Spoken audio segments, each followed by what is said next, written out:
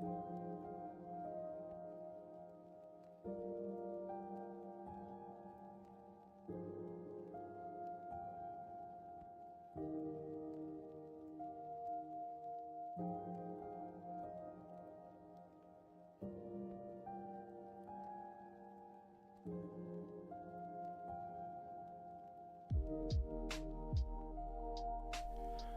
is up, chat?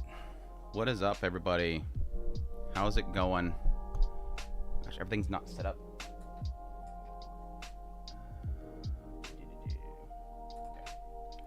There, that's better. Not better.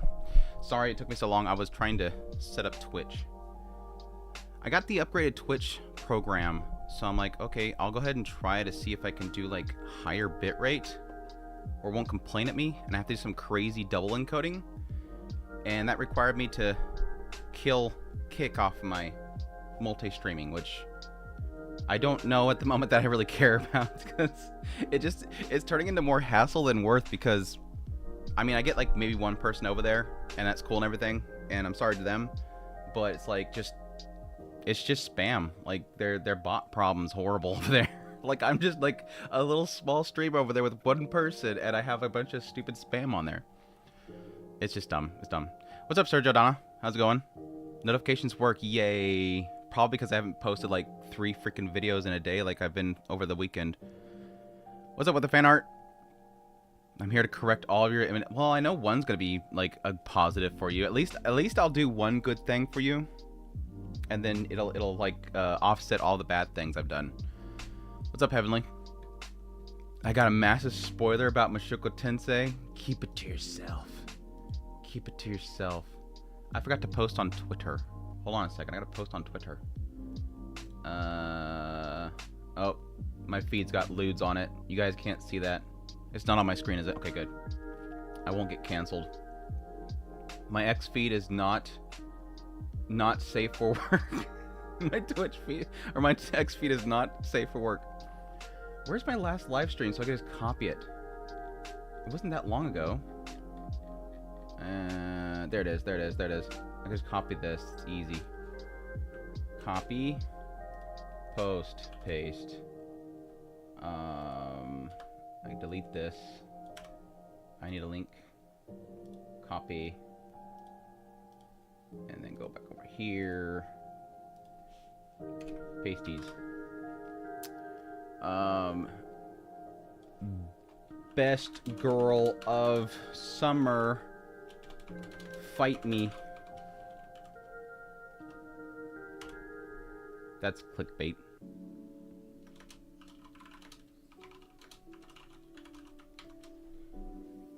Fight me. Just like what the fan art's gonna do. And a nice Nazuna and mine. Kitagawa. Post.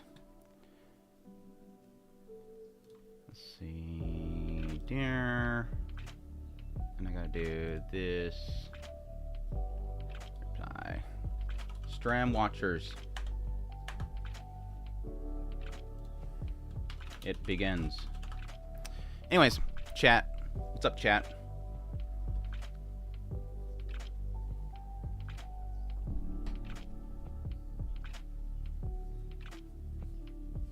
We shall see. Well, if Sylphie was in here, that would be pretty bad placement. I'm sorry. God damn it! I was on volume 16, so I thought I would be safe. But such a life. Oh, you got a massive spoiler. I thought you were saying I have one for you, and you were just trolling me. You're on volume 16. You got a massive spoiler. I am so sorry about that. I have no clue how I've stayed safe for as long as I have, but a lot of it has to do with No Earthly and Adrian and how like super protective they have been throughout my entire journey through Mushoku Tensei, and like just deleting anything and everything. Like it annoys chatters because they're like, oh, that's been revealed, or oh no, that's okay, that's not a big deal. They're just like, whatever, you're just deleted. I'm like, just delete everything. If you guys have problems with them deleting stuff, come to me, but they're gonna delete anything they don't think is safe. Yeah, there's Adrian up there. Adrian, my bro, cover my back. I'd be ruined without them. So I'm hoping that they're reading all the way through Bookworm. That way they can, you know, keep me safe for Bookworm too. I'll be lost without them if I can't have them for Bookworm. my overly protective mods. And they love it too. They get paid by the fact that they get to make people upset. You know who best girl is going to be, right? For this season right here, it's actually very difficult. I'm going to be perfectly honest. It's actually kind of difficult for this season. There's a lot of really strong contenders. I guess we can switch over there so you can see. There's actually a lot of strong contenders this season. I'm not going to lie. It's going to be real tough to... Because usually I'll do, like, of course, tier listing the whole list. But then, like, at least S tier, I'll put in order. The rest I don't really care to put in order.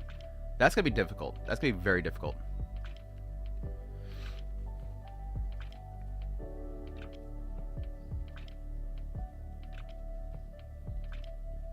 That's a really bad way of abbreviating what the fan art. I know what you're doing there, but that's a really bad way of doing that. That's kind of mean. Stop being mean to what the fan art.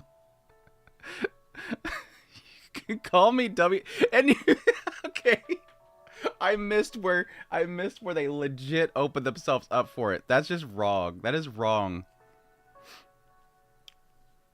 I get the what WTF art thing, but that just looks wrong. Don't do it ever again. To be honest, I haven't watched a single show this season yet, so I'm gonna go with my gut. There's a lot of good stuff. I am super tired. Like, I have been super tired this season, mainly around the weekend, like Friday, Saturday, and Sunday. I mean, you guys know if you actually sub to my channel, you know it's been rough. There's a lot of stuff to cover. And it's more so the fact that it's stuff that I want to cover. So it's not that I'm, like, pushing myself to cover. It's because I want to cover it. Like, I'm just... That's my... Yeah, but it's the fact that there's art at the end of it, so it looks like... fart. That's the joke. I had to point out. I'm sorry. Andrew being a Josama being protected. Exactly. They must protect me. I'm gonna do a list of worst boy and girl next. They're gonna be in the list if they are, like, I mean, here, example. Let's show an example. No, we're over here. We're good here over here. Let's hold on a second. So we can add trash. No, that's not how that works. Add row below. I really hate this thing. Trash. You ready? This is how it works. This is how you get worst boy and worst girl. Shoot, where are they at? They should be pretty close to the top. Am I crazy? Am I blind? It is early in the morning for me. It's not early in the morning, like, for everybody, but it's early in the morning because I stay up way too late working on stuff, and then I wake up really late. There we go. Found it. Okay, there you go. There. See, that's worst boy and worst girl stuff. There you go. Yeah, what the fan art already knew what I was going to do while I was doing it. I was trying to find it, but you know exactly what I was going to do. The mom from Takopi's Original Sin. One of them, we'll get to the rest of them, is absolute trash. Should be destroyed. Like we'll put it here, like, just hell. Let's just put them in hell. The hell basket. Just they go right down in there. Just go straight to hell. Do not pass go. Do not click $200. Just go straight to hell. Oh my gosh, dude. What's up, Steve?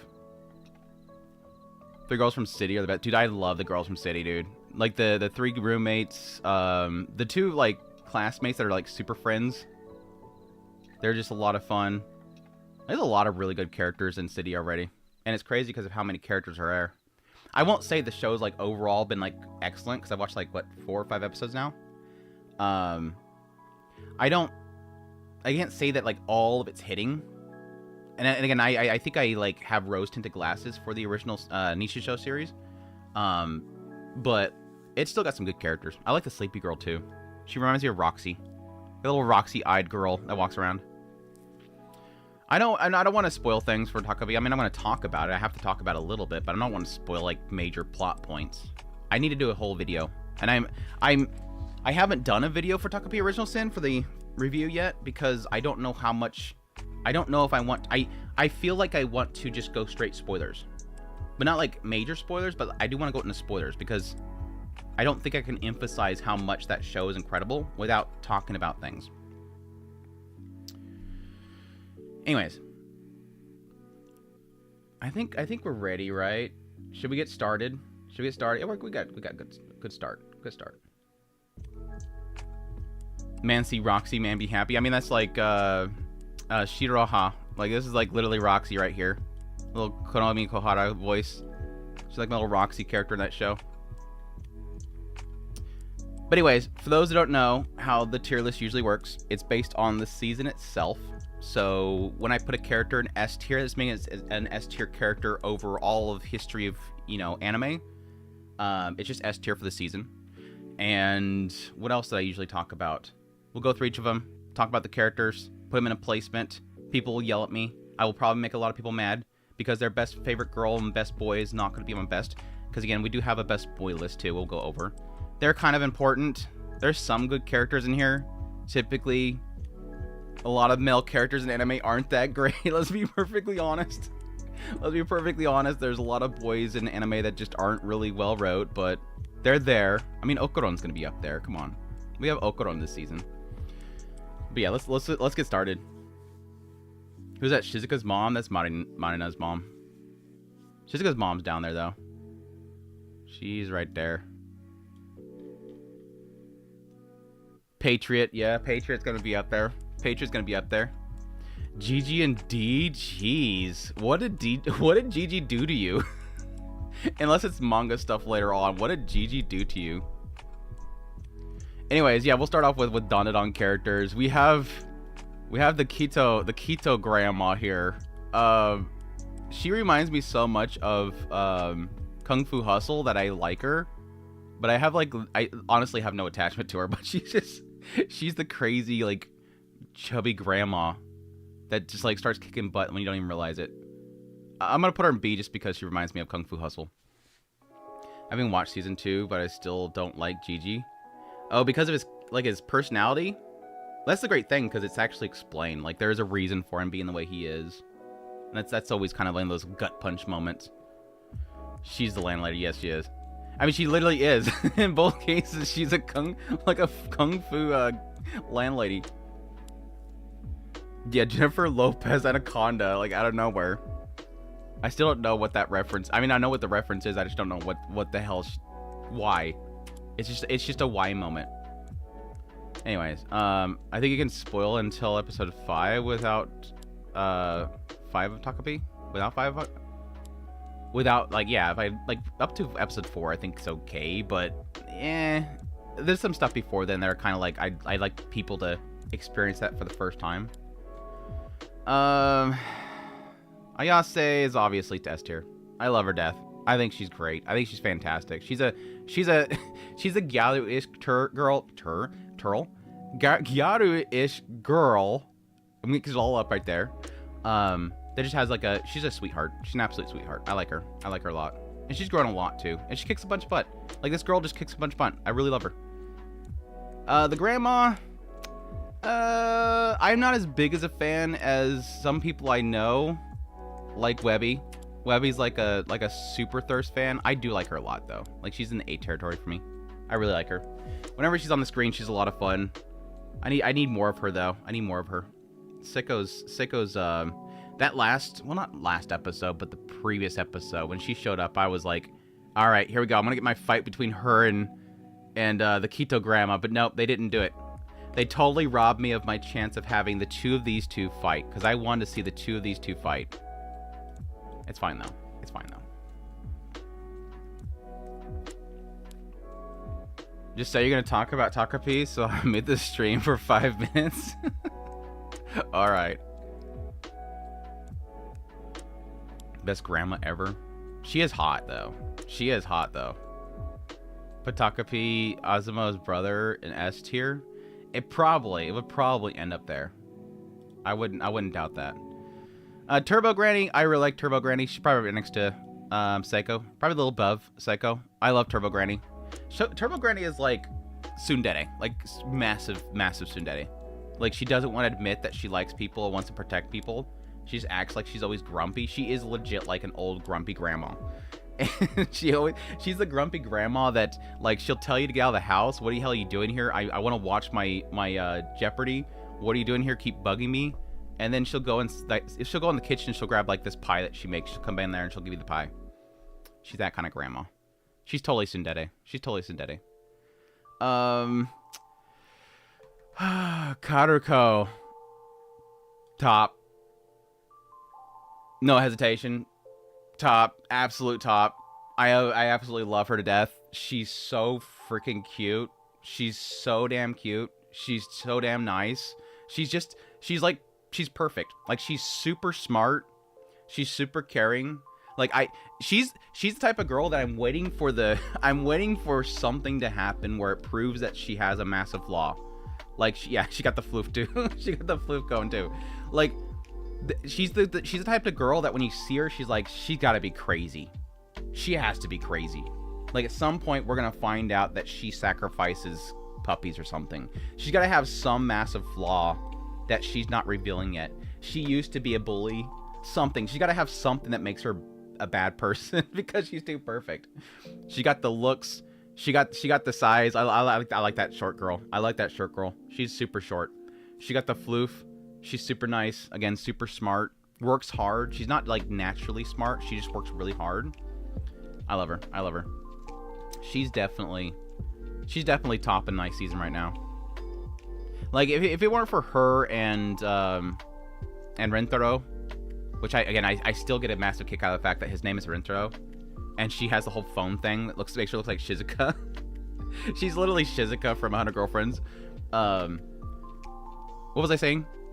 If it weren't for those two characters, like, this show wouldn't be as great as it is. I love it. She once stole a cookie from a cookie jar. God damn it. I knew it was going to happen. I knew it was coming. Thank you for the spoiler, by the way. Where's my girl Trissy? We're not there yet. Not there yet. Slow down. We're not there yet. Anyway, she's at the top right now. Sorry, Ayase. For like a few episodes, Shizuka has totally stolen the top. Karuko is an easy S. Not my favorite of the season, though, I think. Ouch. Like, the show overall has its problems. That's kind of... I felt, when I was doing my first impressions, I felt there was problems with the show. And I feel like it started kind of cementing that it was going to be a problem in this week's episode. So I'm hoping that it'll correct course. But it does have sort of a problem with... melodrama. Like, this is, you don't have to make it this big of a deal. Please move on. Like, stop acting like this. It feels weird. Haven't started Fragrant Fountains. It's really good so far. Anyways, the mom. I like the mom. The mom's like, I haven't spent like too much time with her, so I'm not gonna oversell her, but she's a good mom. This last episode, she kind of, they sort of implied the idea that she's the type that, despite what society wants, she wants the best for her son. Like, she's actively chosen to allow him to sort of fall out of things for the sake of his own happiness. My thing all messed up. There we go. Mom deserves an A. Okay. I'll give you this. I'm gonna give you this early win so that later on I can use it against you. You've used one of your early wins. You're not gonna get anything else later on. You've set yourself up for failure with the fan art. It worth? Is it still on hold for US and Netflix? Yes. It's like September 9th, question mark? Somebody can correct me. It's September something. Not only that, but it's September plus it's weekly after that. So not only are they delaying it, they're not... Well, they couldn't full dump it in September because the show's still airing in September. But it sucks that they're not only delaying it, but they're also going to weekly it after that. Which, honestly, is kind of nice because one of my biggest complaints about Netflix Jail, which is this is what it basically is in. One of my biggest complaints about Netflix Jail is that they full dump it. And what full dump does, it kind of removes that weekly discussion that can come from a show releasing weekly. Like, what's going to happen next? Hey, let's talk about what happened in the episode. And everybody's excited, and they're talking about what happened, and they're excited for what's coming up. It's just like, you talk about the ending when it's full dump. Oh, yeah, I went and watched it, and it was a cool ending. Yeah, I like this one part, maybe. But, anyways. Like, I'm waiting for September. Yeah, it's going to be...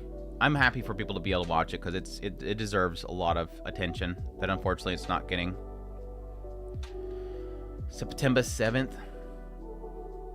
Anyways, Subaru's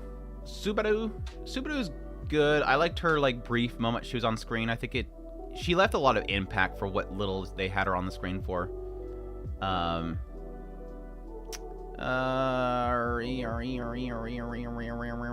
But I will admit that she's kind of just falling into that one little section. She's done her trope, and I'm hoping that once beyond this, she'll be a good character. Like, she's entered the ring. She played the role as the overprotective friend, childhood friend. The question mark is, what now? Like, she fulfilled her trope role. What now is what I really want from her. But for now, she's B. She's B. For name's Subaru. Why? Because one show. Yeah. Because one show. She has to be for one show. Nyanin? Who's Nyanin? Sergio Donna. Thanks for the 26 months, Sergio Donna. By the way, if you have VPN, there is an Ian sub of Japan. Yeah, for the Fragrant Flower Blooms, you could just VPN over there. That's what I did. I totally just VPN'd it. I'm for real. I totally VPN'd it. Anyways, I don't even remember her name is the girl that could see ghosts. Asako. She's cute. I'm assuming she's going to die. I've been assuming for a while now that she's probably going to die. I don't know. I don't think that she's gonna die. I think Kobayashiki or something like that. Kobayashi. I think Kobayashi's gonna die. I thought she was gonna die until she's put her nose in things too much. I think she's gonna die. But they're both okay. I do like Kobayashi. Korebayashi. I like Korebayashi a lot. She's like a big protective mom. I really don't want her to die. And I have a feeling she is going to. Do you need Netflix Japan subscription to do so? Not last time I did it, no. Unless they've changed something, no. It's just checking what region you're in and what's available in that region. You have your... since Netflix is global, it's literally just checking your region for what's available there legally. And you're able to watch it. I mean, I totally do it still right now. Call of the Night is alright. Dude, I want to test out this timeout feature, and I think that's a perfect time to test it out. Put user in timeout for 10 seconds. How dare you? How dare you? Why does it say you banned from the channel? It's supposed to be timeout. Wait 10 seconds. What? That... YouTube. YouTube, it's a timeout, not a ban. Heavenly, say something, because I think it completely banned you for timing you out.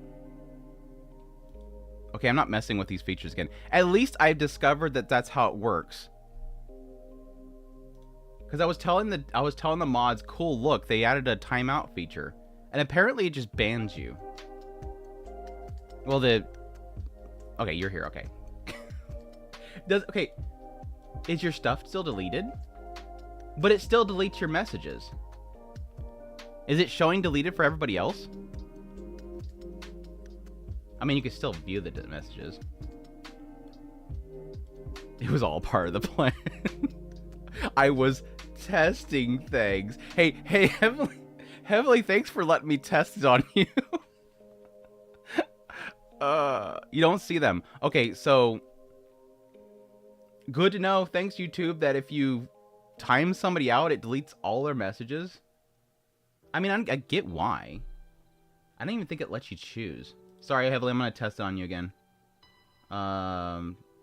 Put user in timeout. Yeah, it doesn't give you the option if you want to delete the messages or not. I mean, they're trying, at least. At least they're giving us options. They need to make a emote-only mode. testing. I was testing. Here, let me test again. Anyways, gotta quiet them. Anyways, call the night. Call the night. This is gonna be really easy in a lot of ways. Akira, I really love. She's the childhood friend that unfortunately will lose miserably. But at least they open the door to the idea that she could be an offspring too. I totally think they're gonna make her an offspring. Because you know, she likes Ko, and she says that if he ever needs it, he can always drink her blood. I'm putting her an A. I feel bad for her because she's the childhood friend that's unfortunately gonna lose. But again, she could win still in the end. She could still win in the end. You just got the last volume of the manga. Shut up. Dude, I just found out the other day that they're only like 65 chapters in. And they have like 200. So they have at least another 2 more seasons to go to pay, based on like how much chapters. I find her bland. This season, she's not really present, but I always feel for the childhood friends. Shut up. I like my childhood friends. Shut up. Shut up. Shut up. Call the Night is alright. But the Detective Lady is fine. Like, she's fine? Or she's fine? How's Goldship not best girl of the year? I'm not a big fan of Goldship. I'm not a big fan. She's a dork, but I'm not like a massive fan. I've missed that memery. I've completely dodged that memery. I know she's meme worthy. All right, let's do Anko. Anko Tentai. If you asked me last season, I would like you, but I really don't like her in the show anymore. It's got that problem that I don't like her existence anymore because she's putting my vampire girls in danger. Like, I like her and she's probably gonna have a really good story, but she makes me uncomfortable, and that's a good thing. She makes me really uncomfortable. Like that whole scene in episode 3 of season 2. It was like, damn. I don't want her here. I don't want her here anymore. I'm being. I think I'm 1B. She's a bit too cray-cray for me. She's a bit out of my taste category. She's a little too much for me. I'm not a feet person, but yes, I do acknowledge that there is a lot of feet. There's a lot of her feet in the show. They really like her feet in the show.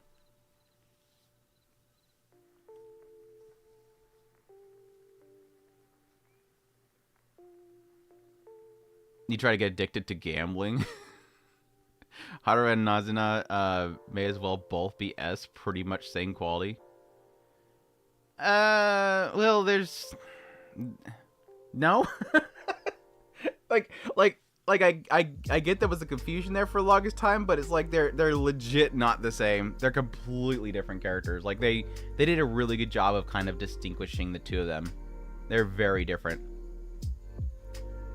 I'm assuming that Anko's going to be very much so well wrote. Like it obviously implies the idea that they have been horribly wronged by vampires, and so they have a reason for hating them.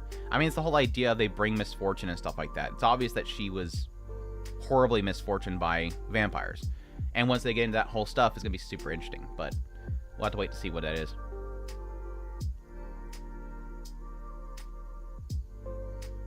Y'all want her an A? Anko an A? I'll put her A. I'll put her B plus. I'll put her B plus. She might move up later. Can you create a tier below hell for the parents? That's literally what that. Why would you want to be low hell? You want them burning in hell. You don't want them in the cool sand underneath hell. You gotta burn them. They gotta burn. Is there any femboys? Yeah, there's like 3. There's like 3 femboys. Did I include one of them? Oh wait, that's gonna be in this list. I think I got them all. We have... This is kind of a femboy. We have 1...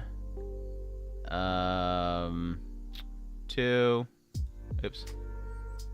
And there's one more. 3... And... Is that it? Kind of. Kind of.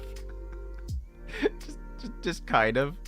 Anyways, that's like 3. Never mind, I don't want to know. Sorry, too late. Second layer of hell. That it's all encompassing. They get to go through the whole. They get to go on the entire the Ferris wheel. That just goes through the entire thing. They got a little roller coaster that goes through the entire thing. Anko is voiced by the same seiyuu as Kanbara Suruga from Monogatari. I would imagine. Yeah, I can hear it. I think I found that at some point. Anyways, Haru. I so want her in the main cast. I so want her in the main cast. I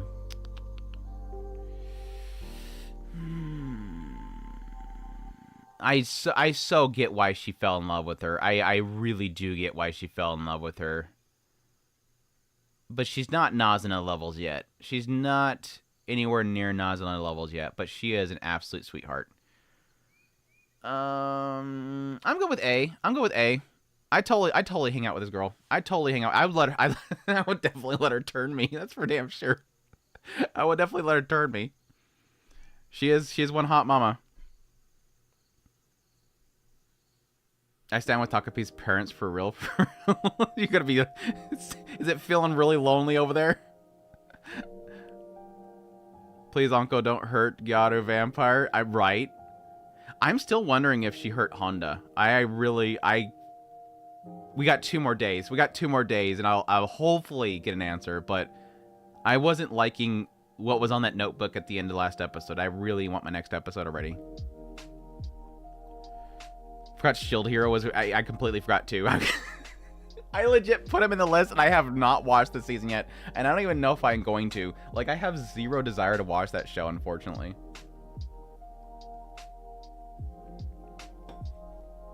Is anybody watching it? Is it a good season? The director of Call of the Night anime has worked on multiple Monogatari series. No doubt. I mean, you have head tilts in there.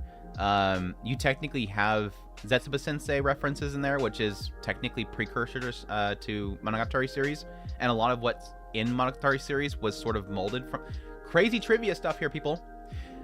Sayonara Zetsuba Sensei was precursor to, or was done before Monogatari series, and a lot of what is the stylizing in Monogatari series was actually formed in Zetsuba Sensei, and there's Zetsuba Sensei's references in Call of the Night.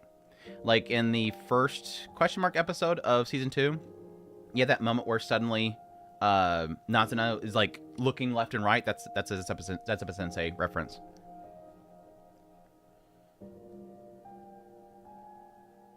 Turn Raph back into a lolly, and maybe I might consider it. She has a couple times.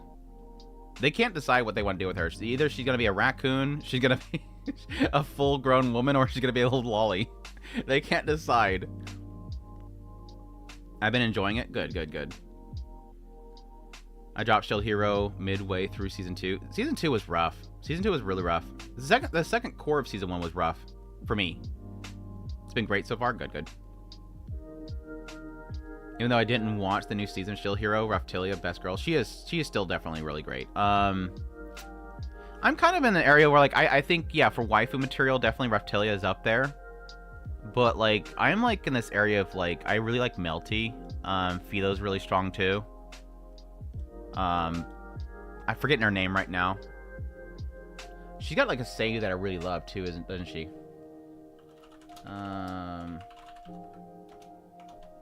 We're on season 3 now, right? Atla?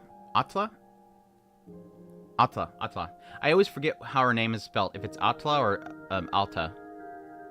Yeah, she's Konami Kohara. She's Roxy's voice. So she kind of gets a bit of a buff because of her seiyuu. So it's kind of hard not to really like her.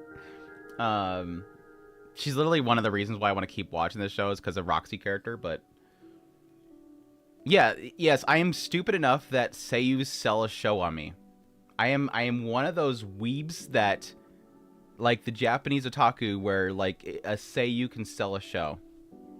The reason why all the PBs is nothing but characters' faces and a big, like, this is the person voicing it for the entire trailer. I'm the reason for those trailers. I'm the reason why did I talk about this on stream before? I am the reason why, and with many other people, why PVs for anime are really terrible. like I was talking to somebody the other day, and again, I'm not sure if it was on live stream. Truthful, trailers for anime suck. Like, there's a few of them that are actually really good. Like, I think the what's that one from the guy that does Kite and stuff like that? That new anime that they're making. That trailer's okay, but for the most part, all the trailers kind of suck. Like, they're not really well paced. They don't go well with the music. There's like they don't really do a good job on them. But most of the time, it's because it's mostly just here's character that's their voice, because the voice sells it. That's why they pay the big bucks to the Japanese seiyus. A voice sells a character, yeah. That's why I avoid 99% of the dubs, yeah. And unfortunately for English dub, there's voices that unsell me for a show. I've had that several times. You have a friend that's quarter Korean?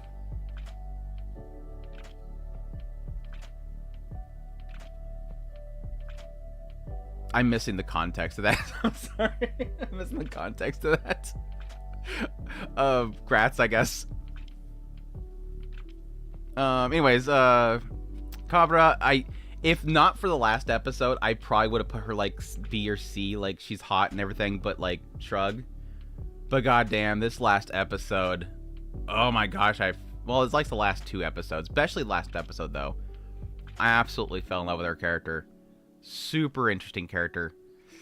Does she reach S level? Does she reach S level based on that? I don't think so.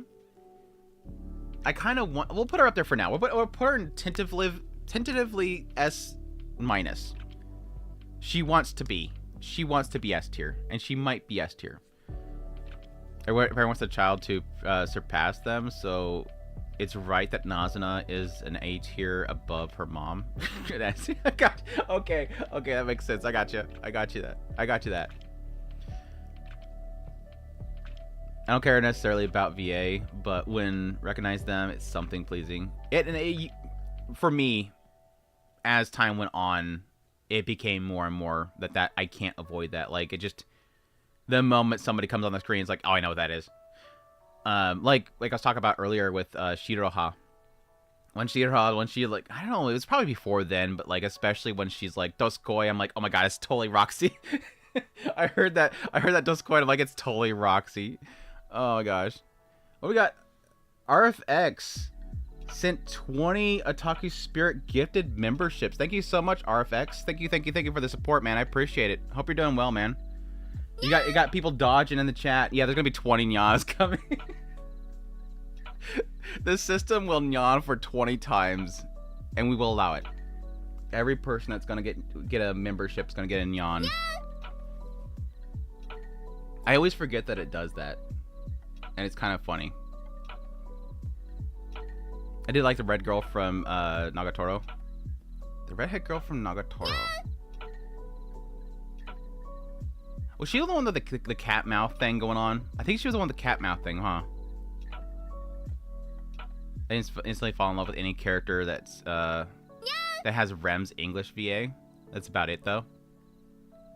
I don't think I've heard her English VA. Reina Ueda is GOAT, yeah.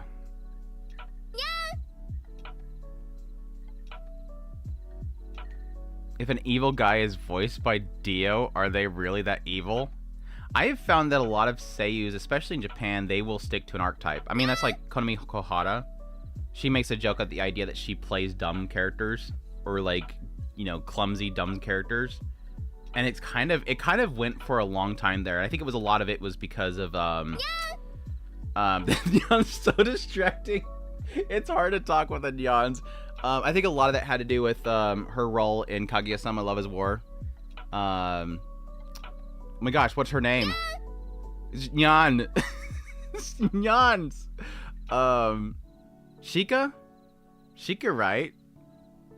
Nyan. See, this will help. I should just do this. Just keep doing this. Thanks again, RFX.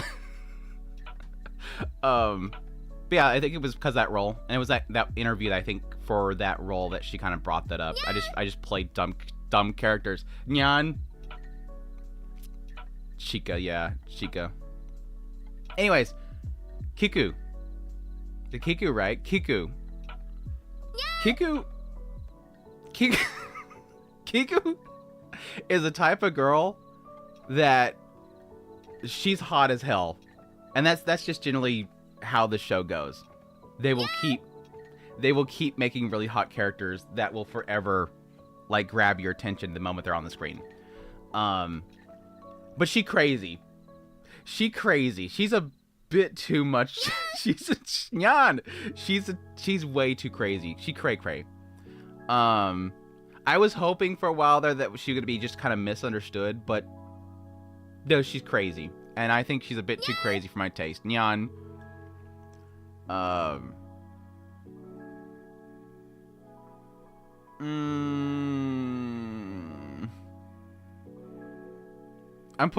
She's hot as hell, but I'm gonna put her in C for right now. I'm gonna put her tentatively in C right now.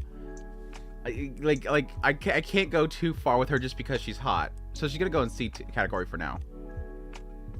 I would definitely date her. I would definitely hang out with her. I'd probably end up letting her bite me, but I can't say that I can invest fully into her. So people donated Nyan to distract Andrew. I'm thinking so. I'm thinking it was all a plot for RFX to derail me as I was doing Call the Night stuff. It's welcome though. It is fully welcome though. C for crazy. That is true. Midori, whom I am extremely concerned for right now because she's next on the list. I do think Midori has a thing that I do. She's God,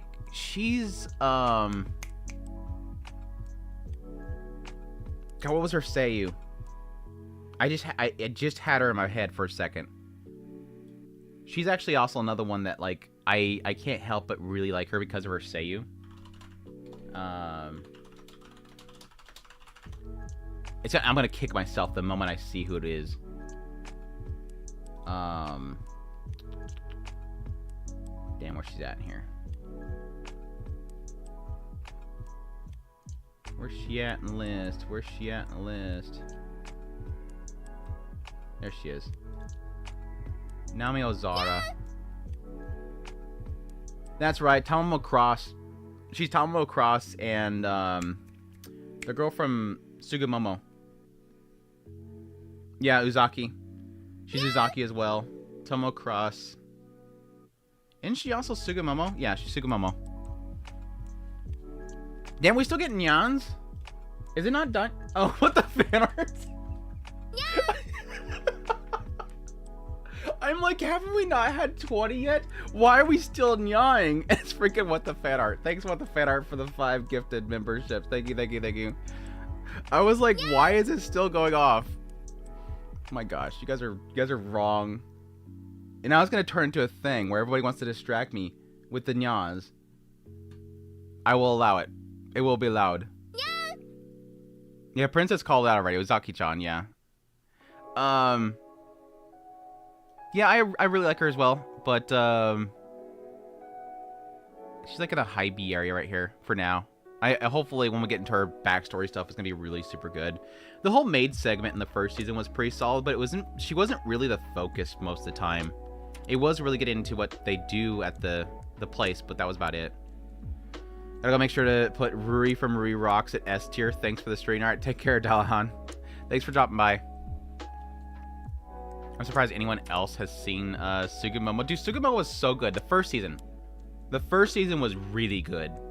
Good ecchi. They actually had really good animation in the action scenes too. It was a fun show. Second season, not so much. Second season was it was alright.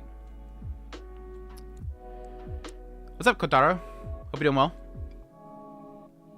I'm surprised anyone else has seen. Oh yeah, I read that already. How's it going, Bob? By the way, the art of Sugimomo is S tier. Yes, it was really good art too. Yeah. Nazuna, it's easy. Oh my gosh.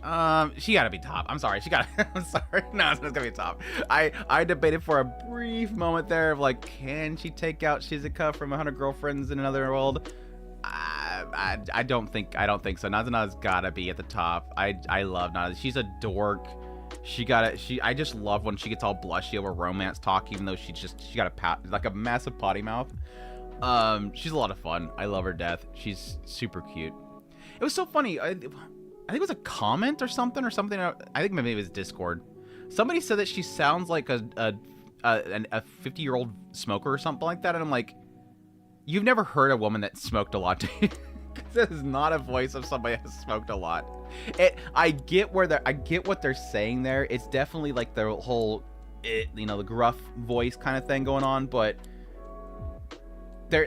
if you've been around people that has smoked for a long time, that is not a smoker voice.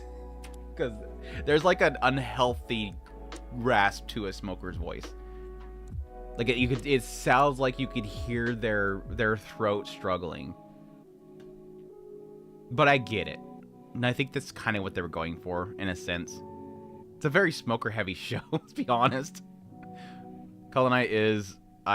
Just shut up! Shut up! Shut up! Shut up! You've made their voice heard. Shut up!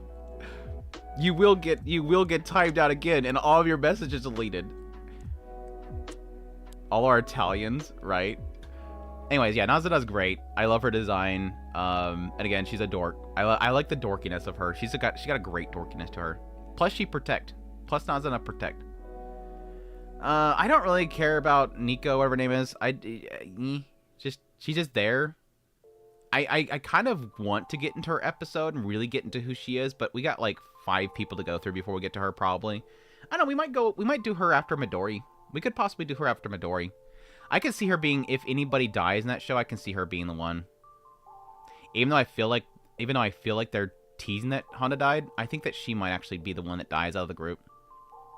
I don't want that though, because she seems like of all of them, like the big sis that is not like she's like the big sis that dotes, but she's tsundere.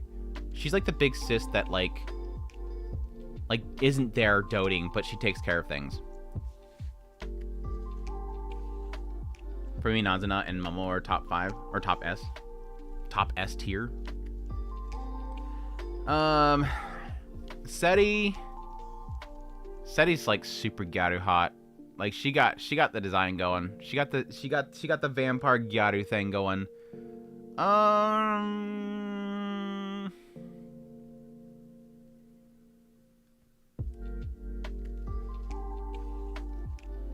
think middle A. I think middle A for her. Easy. Middle A. Lonnie tried to kill Ko, so she goes... No, she didn't. She was just trying to get Nazuna to take action. She's just trying to get Nazuna to take action. Don't try to spin that. We all know what she was doing there. Don't fool yourself. Don't try to just besmirch her like that. That's not deserved. You know, I like Sari's character. And I like her in relationship with, I'm blanking on his name. Boy here. No, not that one. Not that one. Where? Did I not put him in the list?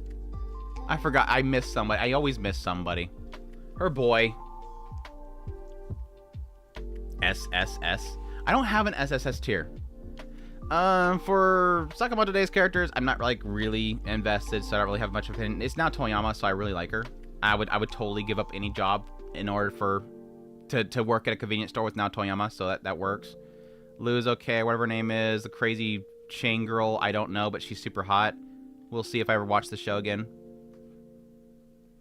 You'll find out about Nico's job this season, probably this week's episode. Shush! Shh! Shh! Shh! Shush! Shh! No spoilers in the chat! No spoilers in the chat! Shield hero characters, again, don't really technically care, but Raftelia is super waifu material. Again, Kadomi Kohara, so that's like a massive plus for me, even though I have no clue about her. She's super cute. Melty I love a lot too. Philo, must protect. Dr. Stone, I haven't really gotten to this season, so I'm not really sure if anything has changed on these characters, but she's always been best girl. She's always been best girl. She's always been Smile That Must Be Protected as well. Some new girls. Silent Witch. Give me a second though. Let me get something. I need to get an upgrade on my drink and stuff. We're back, chat.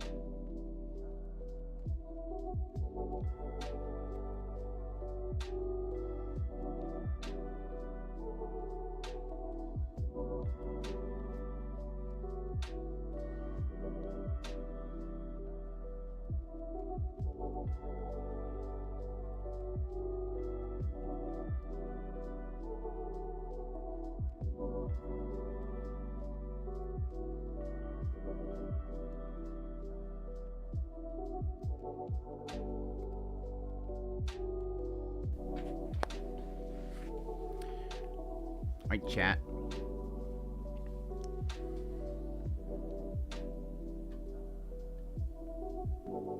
You're missing Sedina from Shield Hero? Like I said, I have not been keeping up on the show. I have not kept up on the show. I was with somebody earlier where it's like every now and then I have to remind myself, oh yeah, that's this season, right? Oh damn. One of these days. Is Twitch still doing good? Twitch still doing good? Good.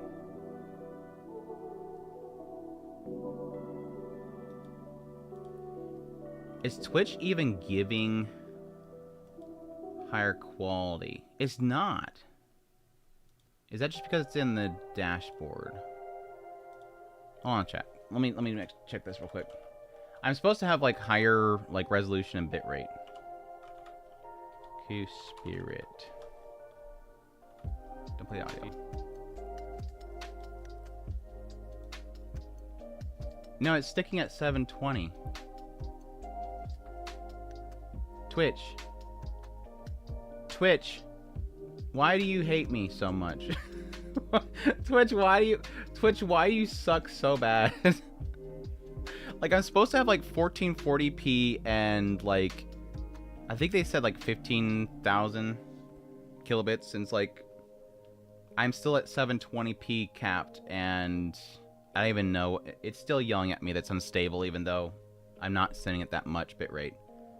Why do you suck so much, Twitch? Please stop sucking.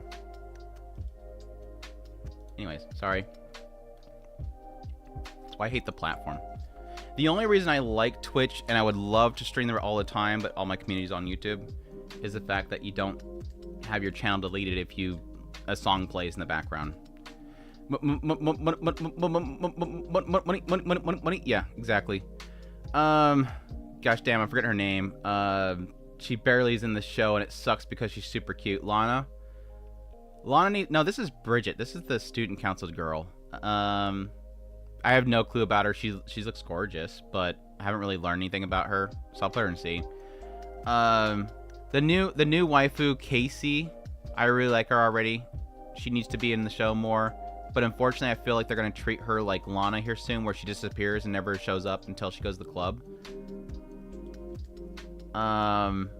Isabelle is great, and it sucks that they've set her up to being literally never in the show. I'm finding that this show is really good at introducing really good characters, and they just never in the show ever. Isabelle's great too, because she's totally a whole character that absolutely adores her. She's the bully that is playing the bully, but she's never in the show, so unfortunately, she's just there. Lana, again, is just kind of never in the show, unfortunately. Just got here, and why is the dun ugly bastard aunt all the way up B tier? How do we get here? Yeah, we had a whole segment talking about that, right? It's because of Kung Fu Hustle. It's because of Kung Fu Hustle. That is the only reason that she's up there. Just because of Kung Fu Hustle. Best villain ever. She's cute because her tsundere is all an act. Yeah, I love the whole, like, chucking the glass, breaking the glass. We have a whole bunch of chipped ceramic in this little box right here that we just chuck. I see, makes sense. Monica, S tier.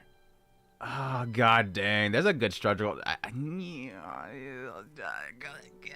There's a battle right there. There's a battle happening. There's a battle happening between not Shizuka of 100 Girlfriends and Monica. I think Monica beats her. I think it's... And it's mainly because we see so much more of Monica than not Shizuka of 100 Girlfriends.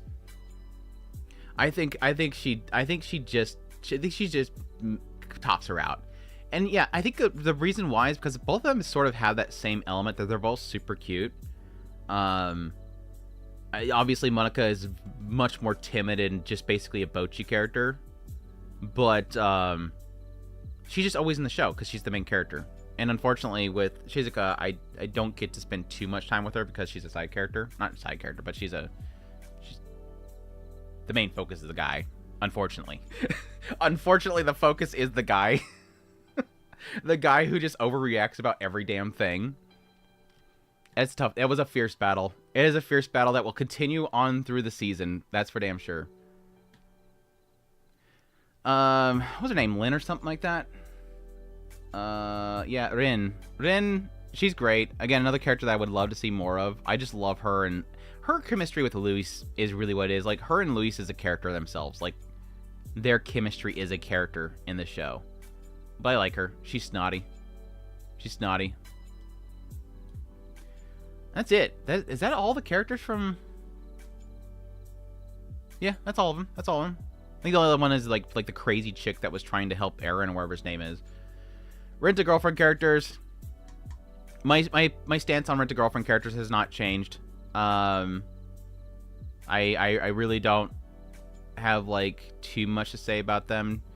Chizuru is hot, but at the same time, I think the writer, I don't know if I talked about this before. I think there is legitimately an aspect about Chizuru and the author that makes me hate Chizuru. I think there is almost an element that I don't like Chizuru just because the writer has destroyed his property because of Chizuru. Am I alone on that one? Anybody else agree? Disagree?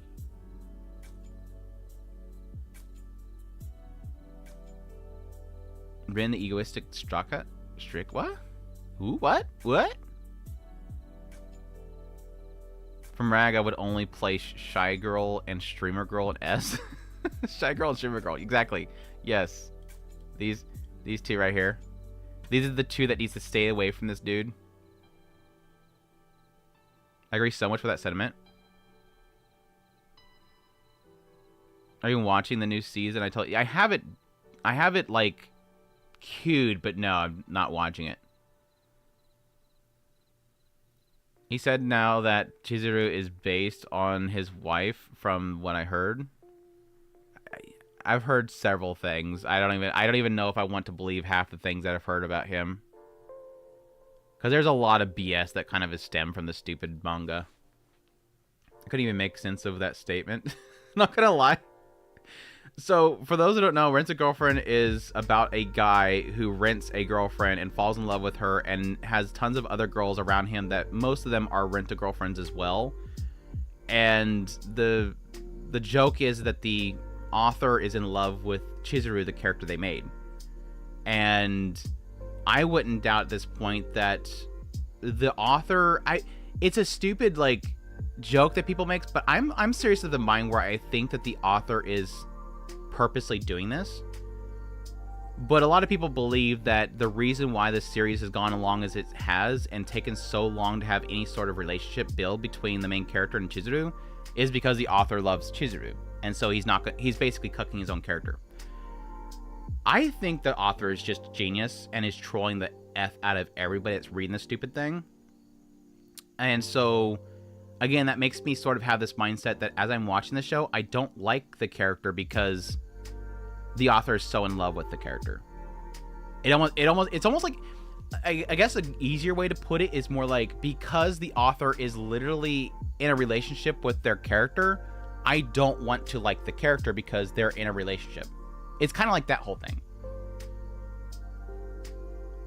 And there's almost like an aspect of like, I don't want to like the character you were trying to force me to like. There's another aspect of it. And I get that a lot whenever I watch a lot of rom-com series and stuff like that, where a character will lose the relationship. You know, there's a love triangle or there's a harem or something like that.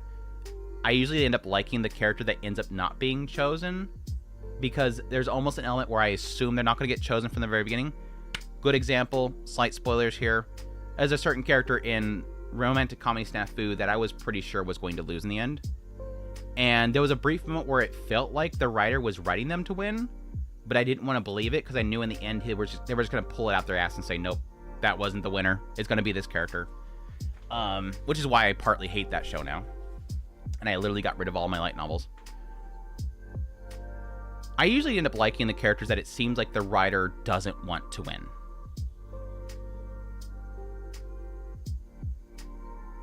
Why are Backstays and Sin next to each other on the iPhone, right? I get that a lot. Didn't this author also write the Shinji? Yeah, he wrote Shinji Family. People are too invested to not stop keeping up with it. And I think there's sort of a meta to it. People like to be in this kind of meme circle about trashing it. It's like, I'm glad I never got into it. I don't care to. I think they do like to farm. I think Rent a Girlfriend has become sort of a social thing, and I think a lot of it has to do with like certain anti-tubers overplaying it, like it's funny. You don't want to like the character because then you'll be NCR. Like exactly. You get me. You understand. Well, the other problem is that Rent a Girlfriend is a show where I don't care to. I can't relate to the main character. I feel like there's sides of him early on that I can relate with, and it's more in the idea of like obviously heartbreak. And I felt like they could have done some really good stuff with the character, but I realized very quickly that wasn't going to be the show. The writer spins their wheels. Like they can't commit to crap. Not because Chizuru is stupid and can't choose right man, only do flex. She's got to pay the bills. She's got to pay the bills, dude. I hate quintessential quintuplets and Nisekoi for that reason. Quintessential quintuplets, at least I felt... Quintessential quintuplets was one of the rare cases where, like, my second choice won, but it was more of an idea that I felt comfortable with the decision. Like, it felt good, if that makes sense. Like, it felt like a good decision, even though it wasn't best girl. It was second best girl. But I think what you're talking about there is the idea that it feels like it was building up one character, which was best girl. It felt like it was spending all of its time building up one character as being the choice. And then it goes, nope. Like within like 30 minutes of content, nope, we're doing this instead. And it's like, but you just spent like an entire season saying this was the one. This was the one. And then it's like, oh, that's right, I forgot this. I call it the Sakura-sao. Sakura-sao did the same thing. It felt like half the season was devoted to saying this girl was the choice, and then at the very end he goes, no, I like Rim. I like Amelia. People didn't understand the characters in quintessential quintuplets. What was there to understand? They're archetypes. You mean Darling in the Franxx? Anyways, Chizuru. I mean, she's hot. It's fine. I do find her to be the most boring character of all of them. That, I will admit, like, putting aside what I was talking about with the author, I do find her to be a very boring character. She's a hard worker. She's a working girl. But, like, personality-wise and everything, I don't get the appeal. Like, she is very much so very good at her job. But it's, like, one of those characters that, yeah, every now and then you sort of get a sense of, like, what her true nature is. But I think she's so good at her job, I feel like she's fake most of the time. I kind of wonder if that will be a story beat at some point of how fake she is. Like, she doesn't really have a true personality. You see it when she's around the grandmother and everything like that. There's obviously a real person there, but I don't think I think she's a person that is so built around her personality as a rag that she has no true personality. That could be a good, cool story bit to get into, Rother. I doubt it. There's a reason why the girl that won deserved it. Yeah, like I said, it felt good in the end. Like, it was one of the rare cases where I'm like, okay, I like this. But it doesn't take away from the fact that it spent way too much time going, but this is the girl that he's going to choose. And then at the very last second go, but this is the reason why this girl's the one that's chosen. It's like you spend like a large portion of the show saying, look at how great this is. And at the very end of the show, it goes, but this is the reason why this one's... That kind of thing. Anyways, Mommy is S tier because I've talked about this before, so sorry to those who have listened to this whole speech before. I literally think this show should end with Mommy getting together with him and then making his life a living hell because I absolutely hate the main character. And the reason why I think she's S tier specifically is because she's the one that knew he was a dirtbag idiot from the very beginning before we even started the show. You all think I'm trolling here. But if you remember when the show first opens, what was the opening? Her breaking up with him. And then we go, wow, she's evil. She's a B. And then over the course of 2 seasons, we discover, oh, that's right. He's an absolute turd ball. Now I know why she broke up with him. Tell me I'm wrong. Tell me I'm wrong. Everybody knows he's an idiot. Tell me I'm wrong. Tell me she made the right choice by breaking up with him. And I hope they get back together and she breaks up with him again because I hate his guts.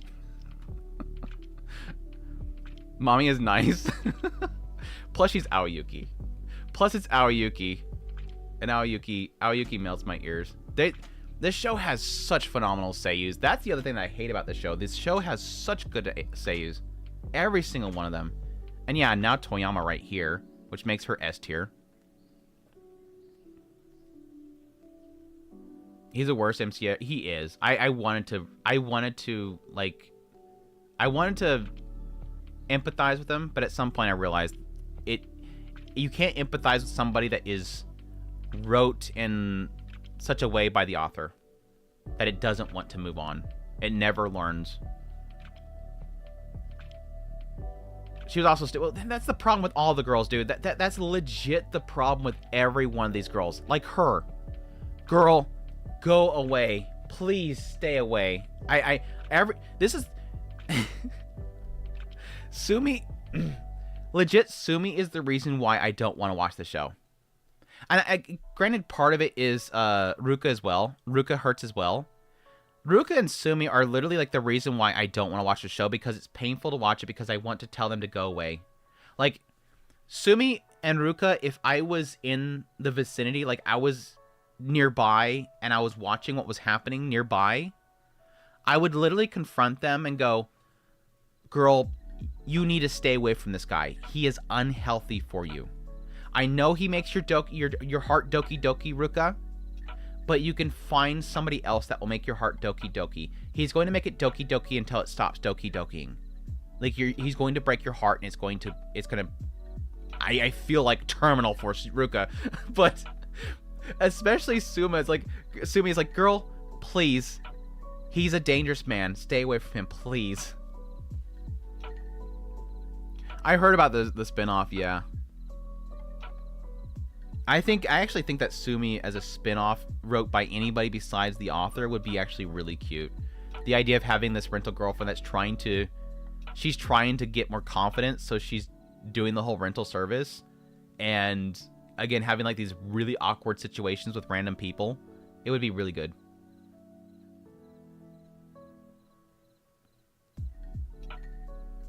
I still hate Subaru more than Kazuya. I mean, Sumi is because Chizuru recommended it, no? Right, yeah. To get confidence. Sounds like a twist on Must Protect from the MC. Exactly.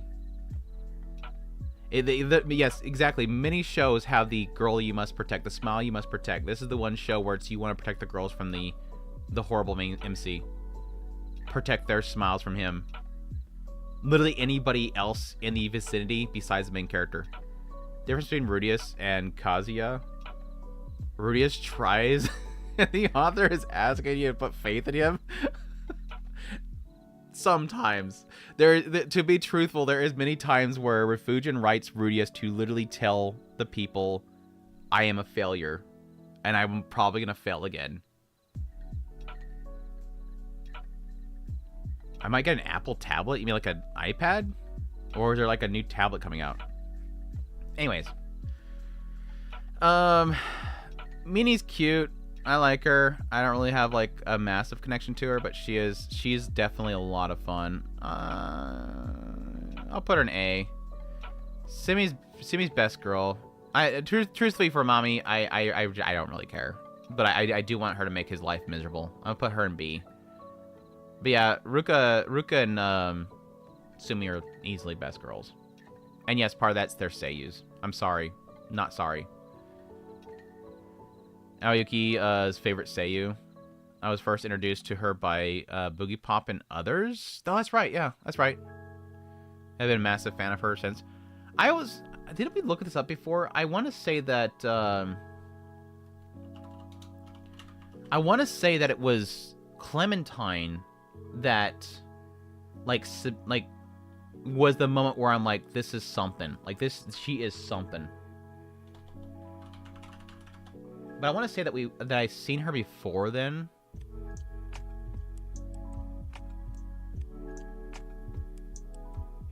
My gosh, dude, I swear Mal is just funded by Ukraine. Like, I get my news updates about Ukraine from Mal, because literally every banner 24/7 is Ukraine stuff. The other day that was like, save the pets in Ukraine. I'm like, okay, now we're taking care of the doggies.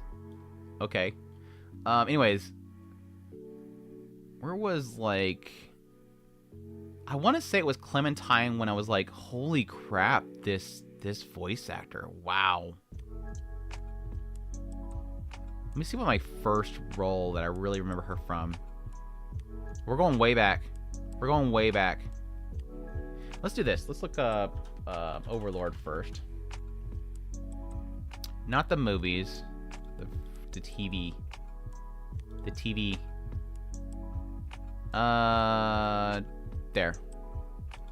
There is Clementine. Which sucks because she's literally in the show for like one scene and it's incredible. And then she's gone. He just deletes her. I don't think I watched Seven Deadly Sins at this point. No, that's because Cruel Tempest is before then. And Komachi. So I was paying attention to her before then. I don't think it was clicking there.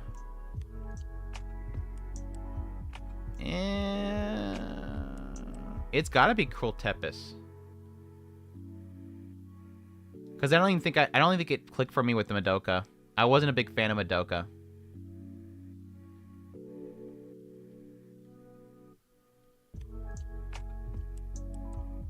Yeah, I think it's Cruel Tempest.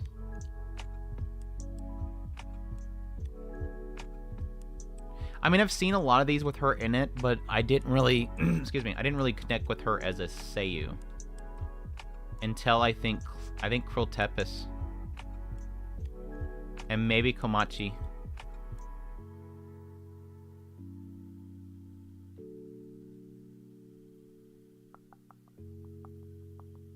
Jeez, I don't even know if I recognized her there. Wow. Black Bullet.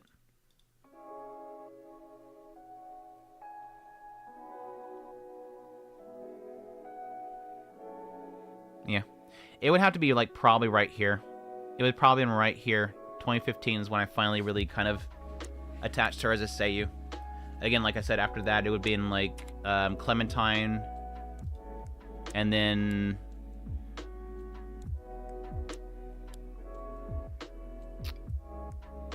was a really big one for me. I want to say Tanya the Evil, but I don't really necessarily... because, I already had her on the map before then. I would assume that... yeah, I want to say that, obviously, Saga Tanya the Evil, she did an incredible job, and I think that's where... what put her on the map for a lot of people.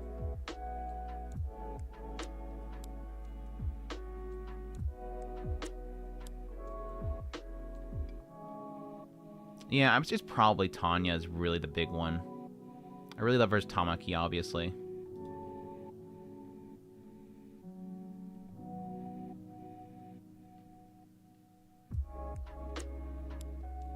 It sucks that she does not get main roles often. This is one of the reasons why I like Slime so much, because she's a main role. She does not get main roles much.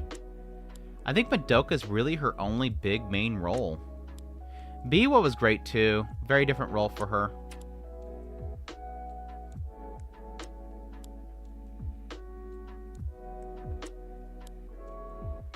Okuta Soji, obviously. If we ever get like a full-on long series of that. Kia was great. What the heck? She voiced Kiki? What?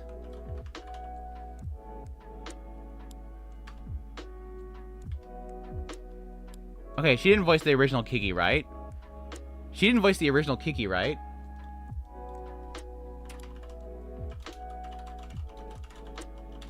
Just this new PV apparently for McDonald's. No, she didn't. Okay. Like, they just randomly have her voice a new, like, trailer for Kiki. I haven't seen this yet. No, I think I did see this. I think I did see this. It's 4 episodes? No, I didn't. There's a 4-episode commercial for Kiki's delivery service at McDonald's? Oh, yeah, Apothecary Diary, Mama, of course, yeah. I didn't get that high up, I'm sorry. Okay, I gotta, somebody remind me, I gotta look up these stupid commercials later on. I guess I can watch them on here, right? Hopefully. No, McDonald's will get mad at me. McDonald's will come after me. Even though I'm getting followed by McDonald's, they'd probably get mad at me. It's my big flex is that I'm being followed by McDonald's. I'm not sure why they're following me, because they're probably gonna unfollow me eventually. Whenever somebody gets a hold of their main feed and suddenly he's like, who the hell is this dude that you're following that has anime lewds on their feed? Anyways. So she's McSeiyu, right? She's McKiki. McKiki delivery service.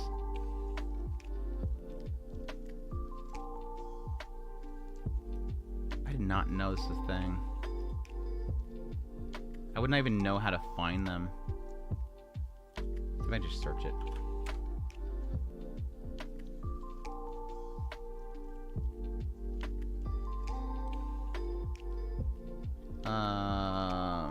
McDonald's. I'm spelling that right.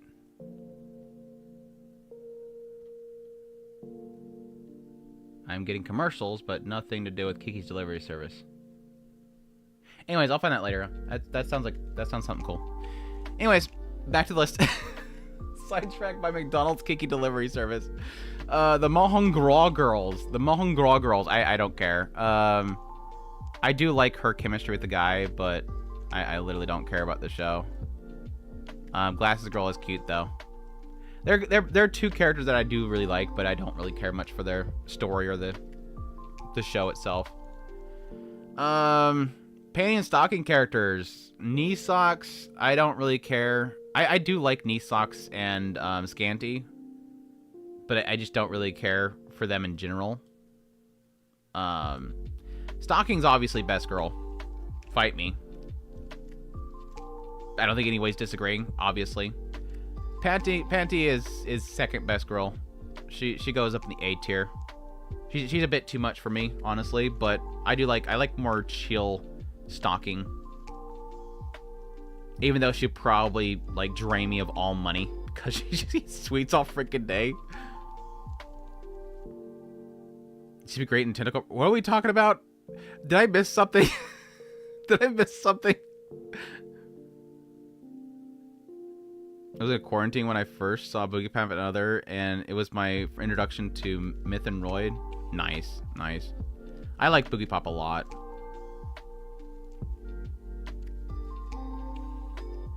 It froze, or it just me? Not watching this too cartoony. Panty and stocking?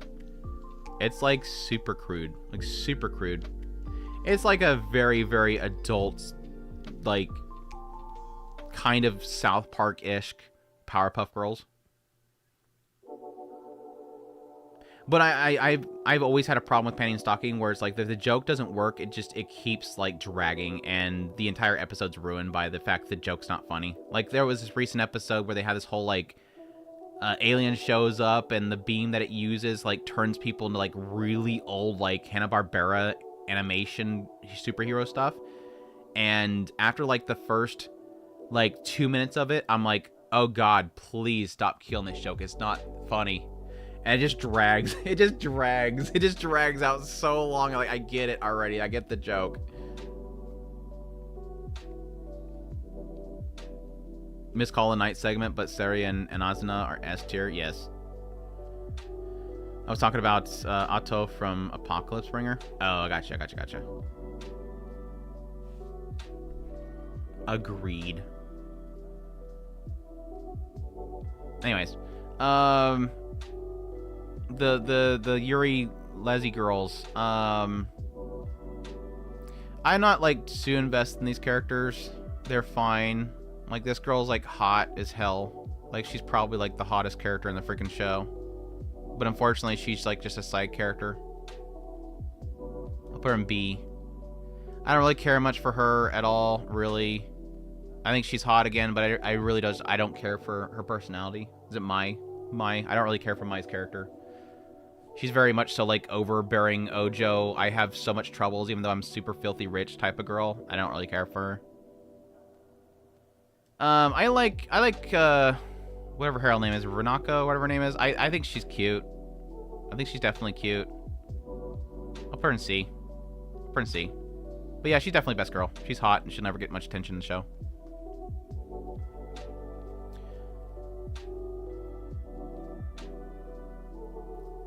There's no freaking way my Otaka and Rengoku is anything less than S. Oops, apparently. Oops, apparently. Big shocker there. Big shock. I've once again, everybody. Shocker, I have let What the Fan Art down. That's a big shocker, right? Big plot twist. It's my time to hit the bed. Peace out. All right, take care, man. Thanks for dropping by. Speed dating is hard to like. The I like you because I felt like character.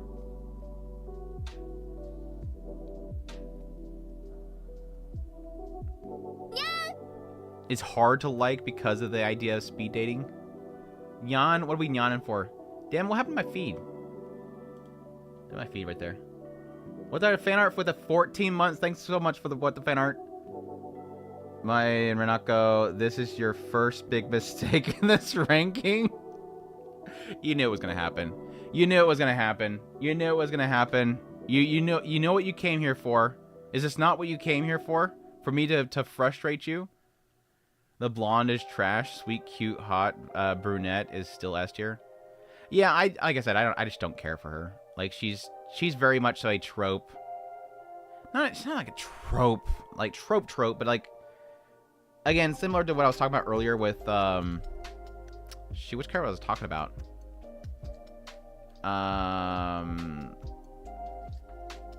somebody else I was talking about where it's like it fits this role, like they need this character to do this one thing, and she's the very overly pushy type of character. And oh yeah, by the way, she's super rich, but oh, by the way, she also has a lot of responsibilities and like expectations placed upon her, and she wants to fulfill those expectations. So, oh, sad emoji.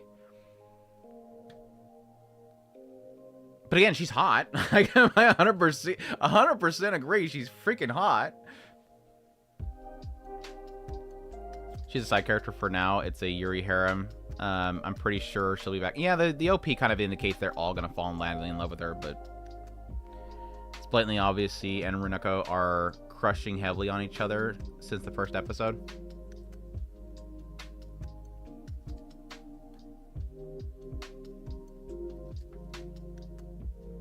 Anyways, that's that show.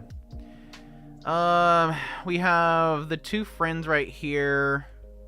The sleepy girl, the Genki girl, the roommates. That's pretty much all of them. There's also the Ojo girl, which I like her Seiyu a lot, but she just kind of sits off the side and says she wants to reward people all the time. Anyways, the two friends, they're like ski at her all the time. She loves her, likes her. I like most of their segments. I do get a kick out of them. I like most of their segments. The sleepy girl is like one of my favorites. I'll put her in A tier because she's always sleepy. The whole segment in the classroom is freaking hilarious. Everybody trying to cover the fact that she's super sleepy. I like that a lot. I think every scene with her in it is fantastic. Then the three roommates. We have the Genki girl, the like flustered tsundere girl, and then the one that really likes the other girl and likes to take pictures all the time. I think B. I think B as well. I think all three are like pretty solid B for their own reasons. I do like all of them, especially the idea that she's like a snot. She's very gullible, but actually really, really smart, and she's just always flustered. Andrew, my comment: our gambler addict cannot be this cute on City. The ponytail one, is our little addict girl in search of money. Yeah, she is. Anyway, like legit, like, oh hey, this is the photographer from this magazine. Give me 100,000 yen. Stupid. Like, way to greet somebody that's, you know, won a competition. Give me money. I like the Genki one. Yeah, she's pretty fun. Episode 5, by the way, was incredible. Like, it's like they animated like I'm not gonna oversell it because like a lot of the animation is just repeated cycled animation just to make it look like they're walking or whatever. But like it's almost like they animated like 15 episodes and framed them into a single frame. Like it just like it was a picture and picture and picture and picture kind of setup, but it was like it's literally they animated a whole bunch of shows and just wasted it all into one little like segment. It's pretty crazy. It was a pretty crazy little segment. Anyways, it's fun. It's fun. Moving on to Yuri Rocks. Yuri Rocks. We have our Yuri Rock show. Nagi. I probably put her like the big sis area. Like she got the big sis thing going on. She's got the thick going on. I put her probably in A. I have a thing for the big sis characters, so I'm all for Nagi. And again, I think they should always be together. Maybe I'll probably just do that. I kind of want to put Ruri and S though. I want to put them together because they're like, I ship them. I totally ship them. But I really want to put Yuri up here, so there maybe have to be a little bit of separation. There may be a little separation. I can't quite put Nagi in S tier yet. Because she's a little bit too chill. But Ruri definitely has to go in S tier. I find her to be... Literally the reason why I watch Yuri Rocks is because of Ruri. Like, she is just an absolute Genki mess, and I love her to death. I do definitely stick to my idea that I think that she's legit Mahiro if he was reincarnated into being an actual girl. And then got into rocks. It's a bind thing, obviously. All girls in Ruri Rocks are S tier, including the assistant who super good. Dude, Megani girl's like Megani thick girl is kind of hot too. I admit that she's not up like high A tier, but I'm putting her on high B. Megani thick girl is definitely extremely hot. Ruri sure makes me feel like a rock.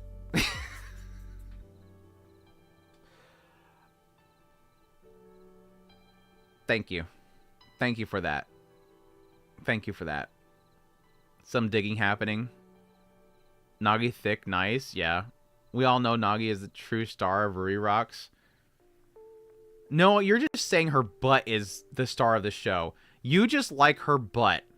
Because the close-up butt shots and how much physic attention they put into the animation of her butt.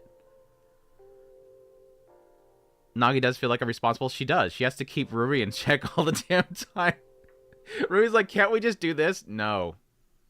Okay. Let's just kick down this sign. Stop. There's legit a scene where she goes, stop, because she's going to kick down the sign. Stop. I'm not going to take you anywhere ever again. There's legit, like, I remember this from my childhood in the car being told by my parents, if you don't shut up, we're going to turn this car around and go back home. We're not going to go to the theme park. That's legit what she did to Ruri. If you kick down that sign, I'm never taking you anywhere ever again. Yes, Mom. I like her chest butt. Dude, Bind loves upgrading chests. And Nagi is an example of that. I mean, technically, Ruri's got, like, the thickness upgrade. Like, she got, like, massive thigh thickness upgrade with the show. But, like, Nagi and, what's her name, Yoko? Nagi and Yoko have got, like, that whole, like, bind chest upgrade, like they did with, Onimai. Onimai had some massive chest upgrades. Like, to the point where I wasn't really, like, a fan of it. Bind likes tits. Let's just say it. Before I was airing, I thought Ruri Rocks was going to be a fantasy show for some reason. Mineralogy fantasy series, like using magic to bust open rocks and stuff. You know her butt is the reason for the show? Partly. The guy who's barely in it. Need to see more of her. Exactly. I agree. Going dungeon mineral hunting. That would have probably been pretty funny. They might actually do like a segment of that. I wouldn't doubt there might be a segment of the manga where it does like a fantasy spin. Like she's got a dream or something like that.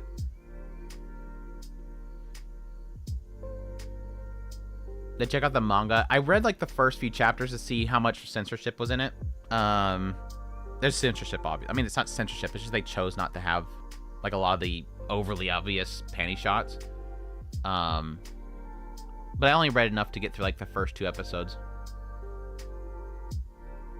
It's the look of the show is very different. They very much so binded it, which I like. I actually really like the designs and the binds designs for sure.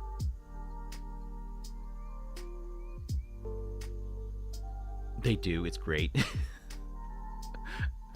Especially also does that. I don't like it. I like accuracy in the adaptation designs. I mixed on it. Like, for example, Dragon Maid. Holy crap, it's way up there. Hold on a second. Let me see if I can get this.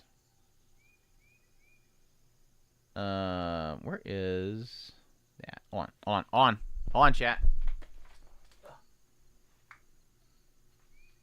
I have to do something very dangerous, so I'm turning off the cam so that I don't get in trouble by Twitch.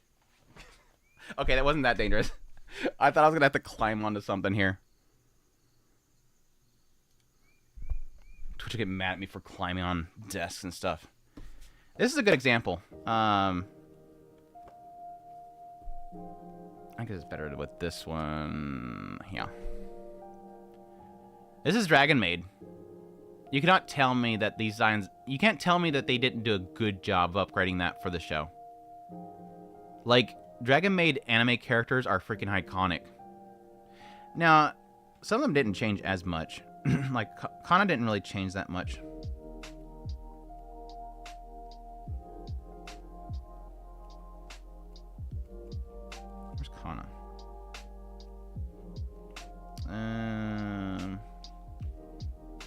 She stayed pretty faithful. I mean, not that big of a difference there. But I really like what they did with Dragon Maid characters.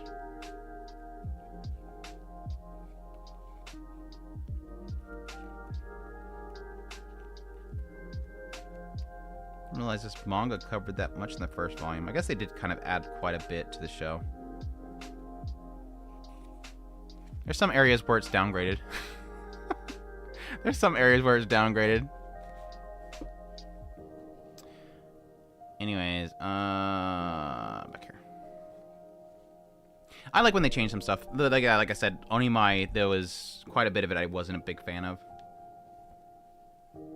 I don't like body type changes. I guess the best way to put it. I'm fine with the design changing a little bit. I don't like the idea when it's overly generic looking. Like shoot, this season with the princess daughter Duke daughter trainer dude show. Those characters are extremely generic looking. Like I mean they're not super generic, but they're much different than the source material looked.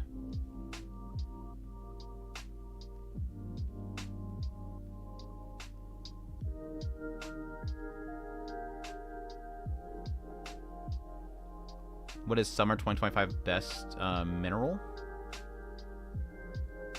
Ruri rocks? You talking about Ruri rocks? The ending was the original manga designs. I think they improved them in the show. Oh, you mean like the designs themselves kind of improved over time?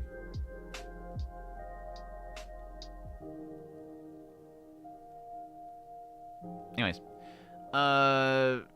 Watari-kun's bleep is about to collapse, girls. Yeah,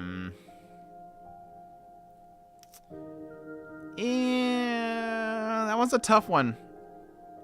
That one's a tough one. I like her. I like her personality. She's a lot of fun.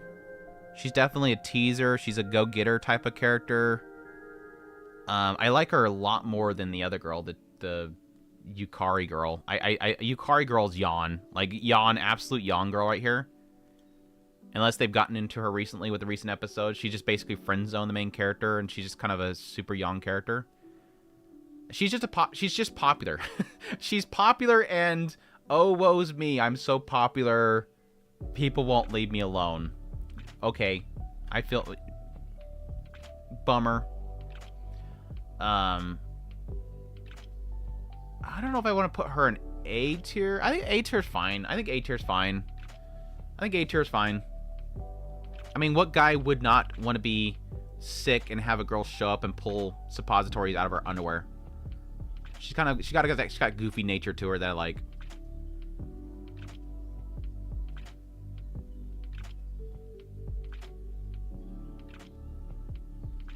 Their artwork is so peak. I don't know, what do you say?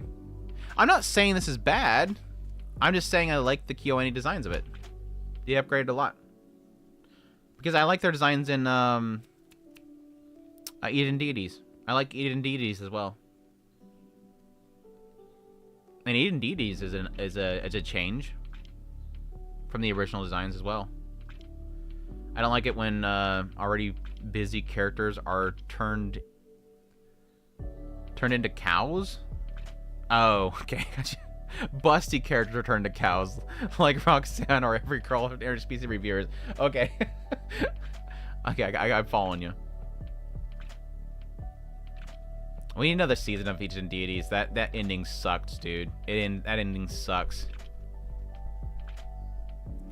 Sorry, I have to go. Take care, Duhalt. Thanks for dropping by, even though you were late.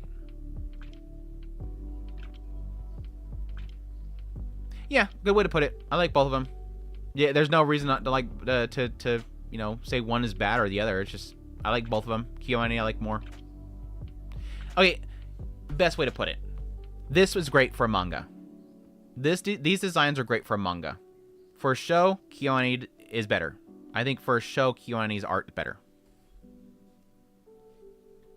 That's probably the best way to put it. Little sister, she's adorable. Must be protected. I would spoil her to death. She's super adorable. And Lollibaba on Super Tsundere Lollibaba. I put her like in the B area. I totally I do her dishes. I do her dishes and laundry. Tsundere Lollibaba. Hanako-kun characters. Hanako-kun characters.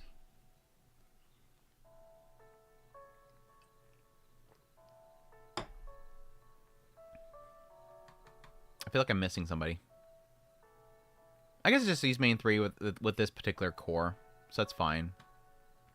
Nene, easy S. Nene is easy S. I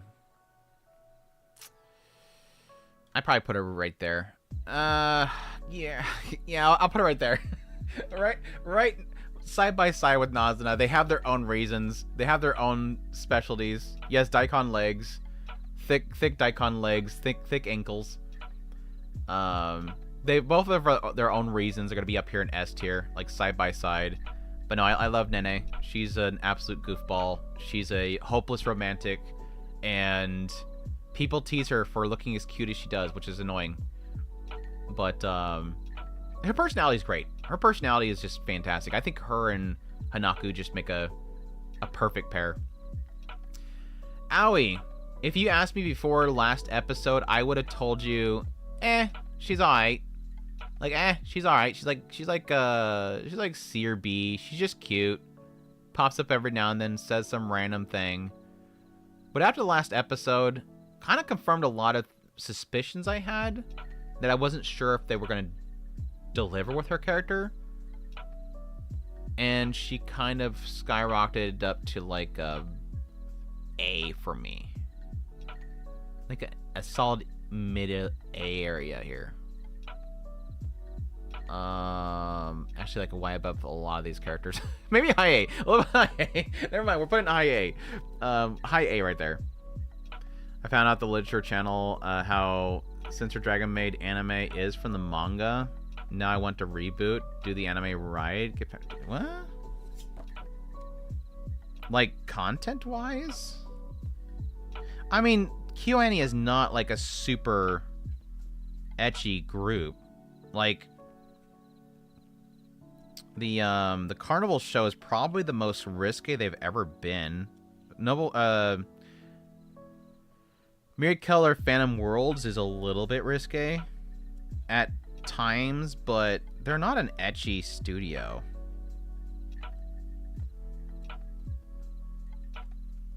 I'm gonna see if I can find anything ecchi in this manga.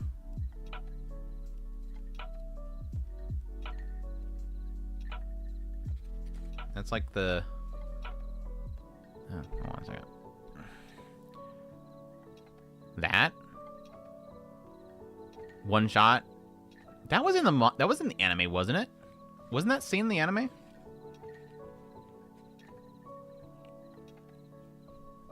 Pretty sure that's in the anime.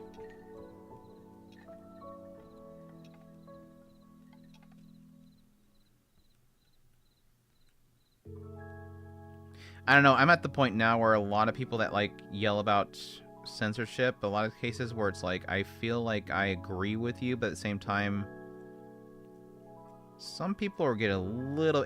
I mean, Ruby Rocks is a good example right now. I understand there's some people that are upset that there's like not panty shots in there, but I don't really necessarily... I find the changes better. I know that might not be popular for a lot of people that don't want any... I don't want censorship at all, obviously, but I actually find the designs better and the way they do fan service better in Ruby Rocks.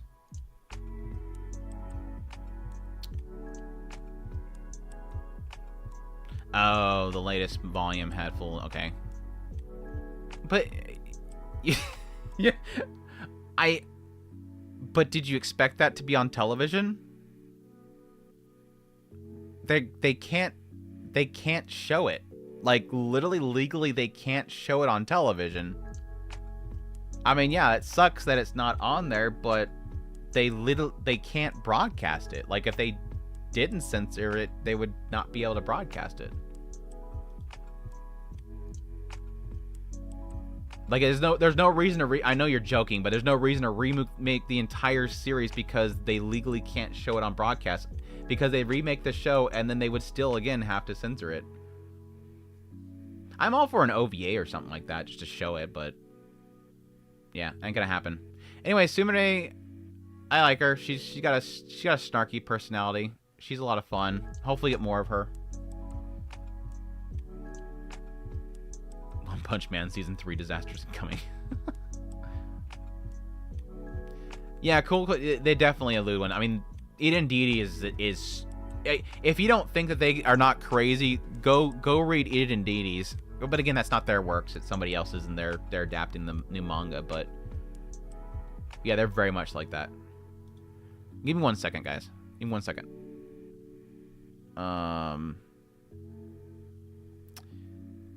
Muted.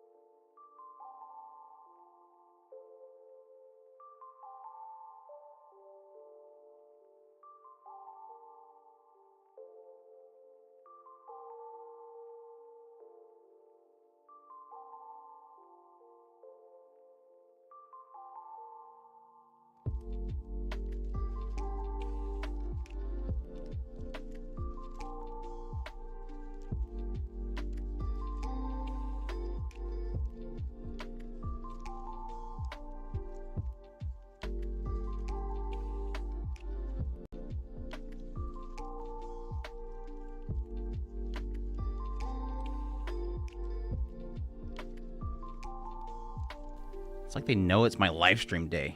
It's like they know it's my live stream day. Amahara is who I was trying to think of. Amahara is the original creator of Eden Deities, and then I kind of like what they did with the artwork in Kokyu. Kokyu's artwork for it. I do want to pick up the entire Eden Deities series, because I don't think it's going to get another anime adaptation, which sucks. Sucks. But yeah, Amahara was one that did interspecies reviewers too, right? Isn't it Amahara?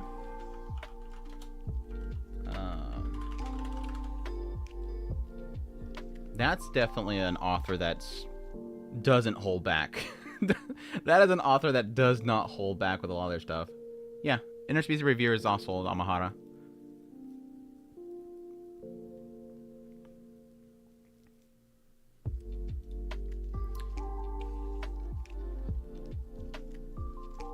Mash it to the art for interspecies reviewers. They got some good stuff. They got some good stuff. The OP was amazing for both of those, interspecies reviewers and Eden Deities. Anyways, continuing, sidetracked. The You and Me in the Rain or something like that. The main character I would totally chill with. She's kind of cool. A B tier. I don't care much for the friend. She's just there. Not terrible, but now this girl, what was her name? What was the other friend's name? Rin. This girl is hot AF, dude. I want a whole show with this chick. Rin is hot AF. Like, damn. I don't know what about her. I don't typically like this hairstyle, but she nails it. Like, I would 100%.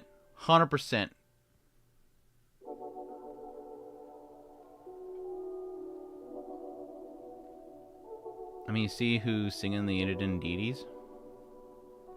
Who's singing it? Y'all sleeping on the dub VAs? No.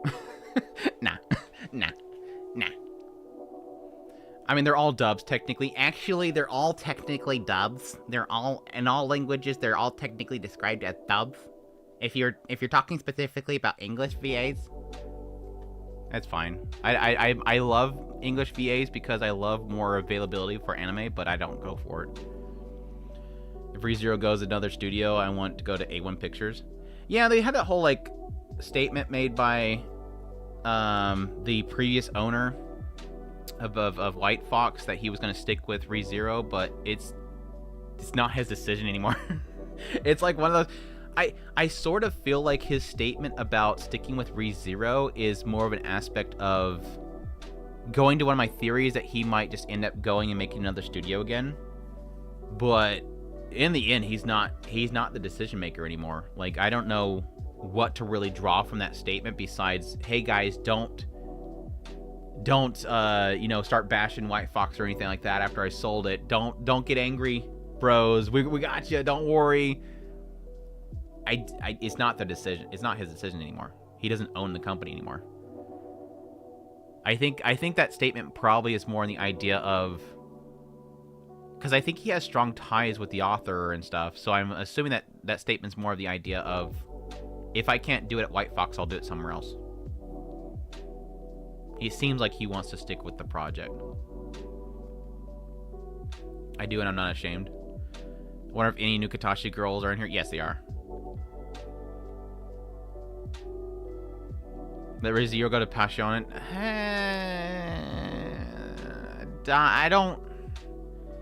I can't go with you on that one. I can't go with you on that one. Not a high caliber studio, in my opinion. A1 Pictures have so many shows to do at the moment, just getting hands on with. Yeah, and that's the other big problem. I wouldn't personally choose A1 Pictures because A1 Pictures is look at A1 Pictures as more of like a production company. They're not really necessarily like a studio. They're a studio, obviously. They're a production studio. But I don't view them as an animator studio. Because as far as I'm aware, most of A1 Pictures is outsourced. Like, they find animators and they put the projects together. They're not like an in-house group. They're not like a KyoAni or anything like that. So it's sort of a mixed bag. It's whatever they want to put into the project is how much it's going to look. And again, I technically right now, even though it does look good when they actually release episodes, Strange Fate is a good example of that. Like the studio itself, or the A1 Pictures themselves, is taking their damn time, and they're not releasing much. And they put a massive amount of animators into a group like Solo Leveling, and very little into another project like Gachi Fighter. It's just, yeah, it's very, very varied quality. And you can have cases where, like with Engage Kiss, where the first episode looks incredible and the rest of it's okay. It's just whatever they want to do. It's a production group. They produced animes. They're not necessarily like an animation team. It's not like Trigger. Trigger, you know what you're getting into when you buy a Trigger. And that's a lot of studios, really. Very mixed bags.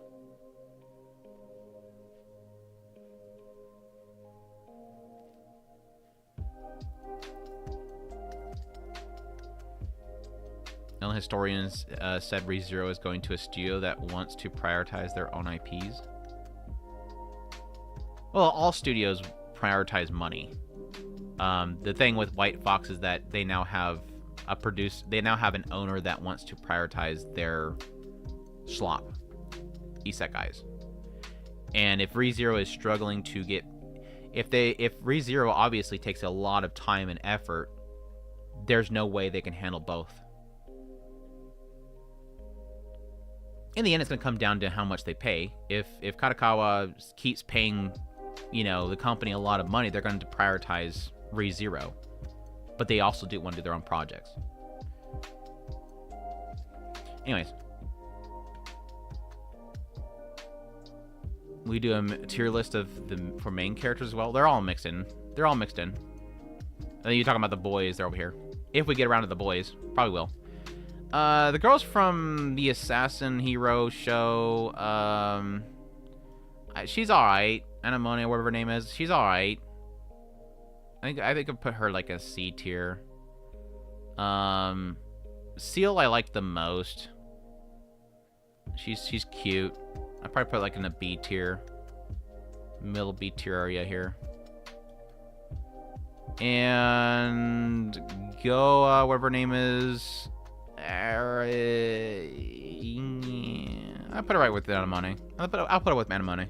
They're alright. They're alright characters so far. Still waiting for yours truly. You're in the list? You're in the list? The girls from the Trainer of the Duke daughter show. Basically Black Bullet girls. Like these these two girls this show reminds me of Black Bullet, but with magic and fantasy. It literally feels like Black Bullet for some reason. All I can think of is Black Bullet when I'm watching this show. You rank them too low? Who? They're super cute, but I just don't really care. Like they're cute. They have the cute factor, but that's about it. She's probably the cutest. She's cute. Her maid's cuter than her, but they're cute. So that's it. They're cute. That's the show. I don't have any clue about her. She keeps writing letters and saying that she's tsundere and jealous. Where's my goat? Monica? Monica's like up here. Monica's like up here. You've missed the train. You've already missed the train. We had a full-on battle between her and Not Shizuka of 100 Girlfriends for like 30 minutes. Okay, then I'll go for a moment. We'll be back from time to time because my main things are ranked now. Well, fine then. You could come here for what you want and then leave. I see. Whatever, dude.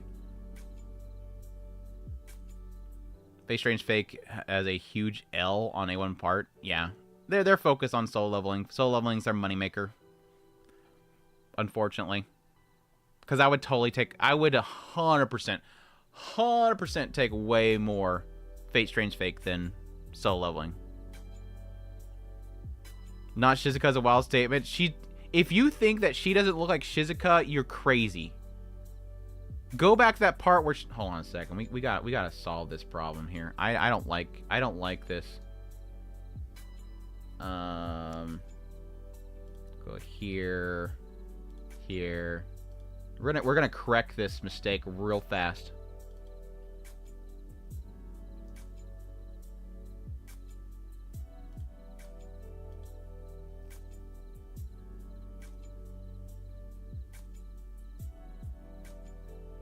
Is it wild?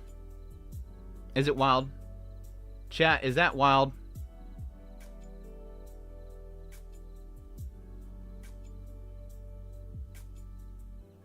Am I off base? Do I even have a picture? Do I still have my 100 Girlfriend pictures in here?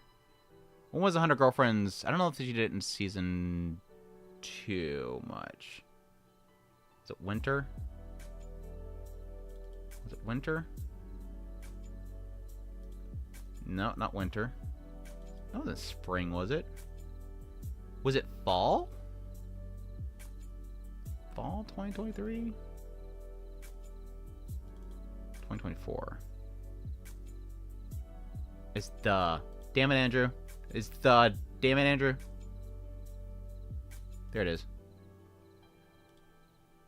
Here, this is an easy pick. It's I know it's like lower half, but whatever. Am I off base here? Am I off base here? Am I don't feel I'm crazy with this. It's totally Shizuka. Same eye color. The tone of the purple hair is a little bit off. She's got a little bit more brownish going on, but the color on the eyes are exactly the same. They both hold the phone in their face. I mean, the phone in the face. Come on. Anyways. I mean, two different artists. You got me. You got me. You got me. Definitely got me there. You got me there. You got me there. Okay. All right. Okay, you got me. Fair. That's an archetype. It's a shyness. It's obviously a shyness. I know it's not that deep. I know it's not that deep.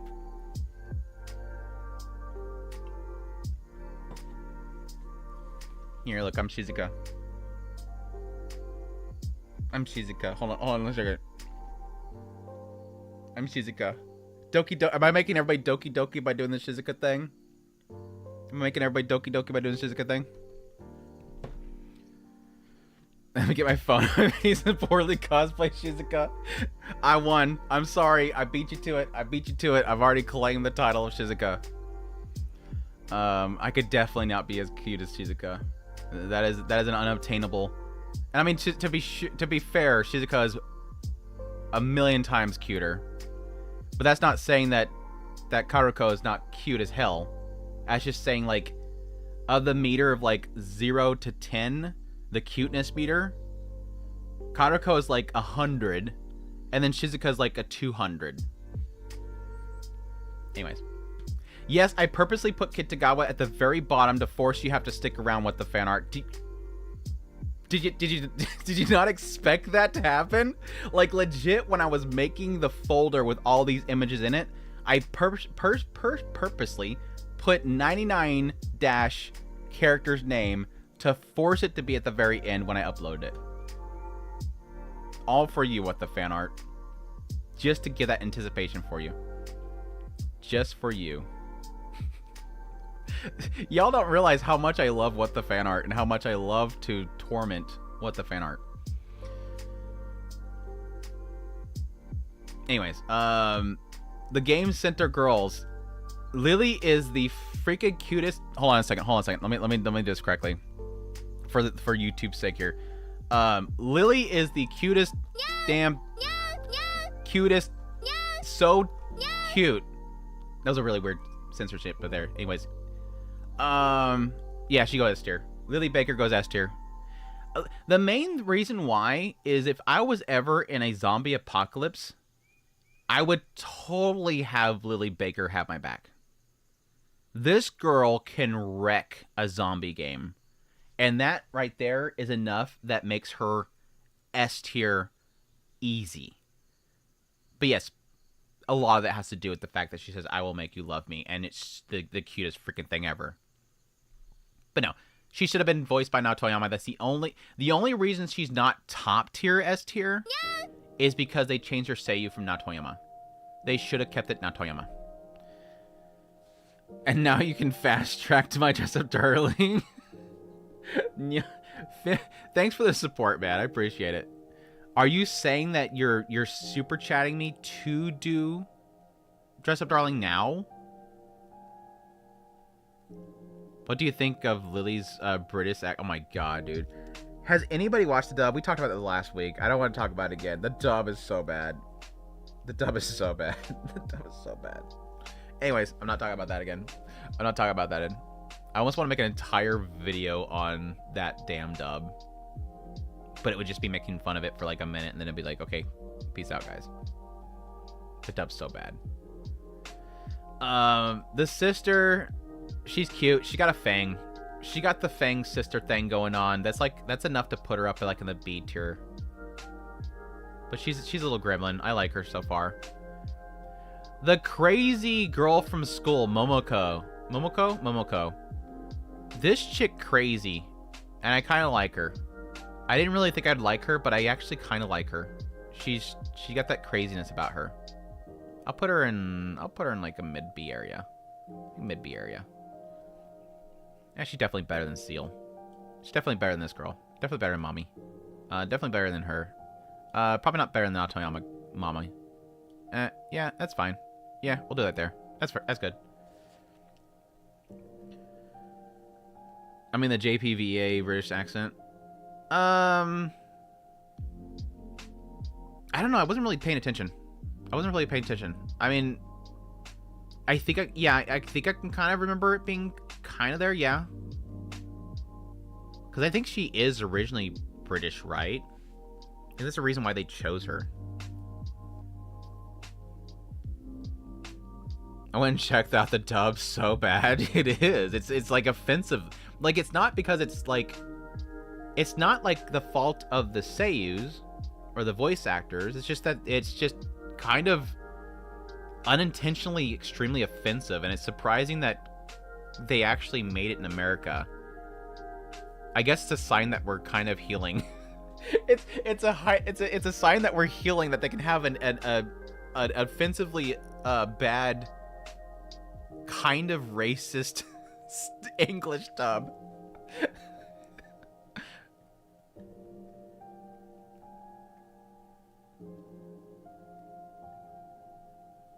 But again, like I said before, it's a story you can't dub it.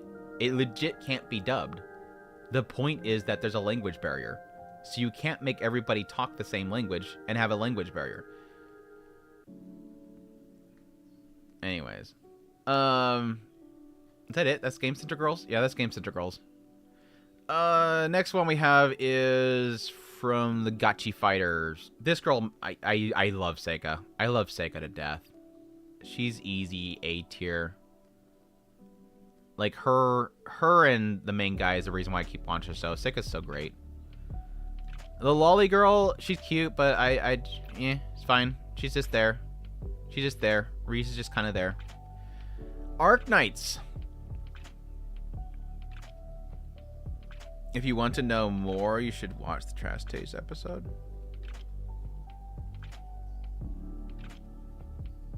Oh, about the Seiyu? Amiya. Doctor. Amiya. Doctor. Amiya. Doctor. Amiya. Doctor. Amiya. Doctor. Dakota. Amiya, she's super cute. Little donkey girl. I would probably put her like... yeah, I'll put her high A. High A. I'm not sure if I want to commit on S tier. I'll put S tier. Yeah, I'll put her S tier. Yeah, I'll put her in S tier. Like there. I think it's good. I like Amiya. I have to like dig back in my memory of like years ago with the first season and stuff like that. Especially the second season, a lot with her. A big reveal in this season, obviously. I like Amiya. New Arcs and Night anime. The mash of the gachaverse. The mash of the gachaverse. What? Like the Mashu character? Is Arknights worth investing to watch? I really love it. I really love it. It's up there as like one of my favorite of the season. Some people don't like it. I really like it. It's very political. It's like the most crazy animated show, but it's got a lot of great directing. The directing is really great. Chan, I like her character so far. I'd probably put her like A tier. High A tier. What that flop is her name? Fumizuki. Fumizuki had like one really good moment with her, and that's pretty much it so far. So she's solid. I like her. We'll see. She's a good aunt. Hoshigumi. Hoshigumi, I'd probably put Chin's girlfriend, obviously.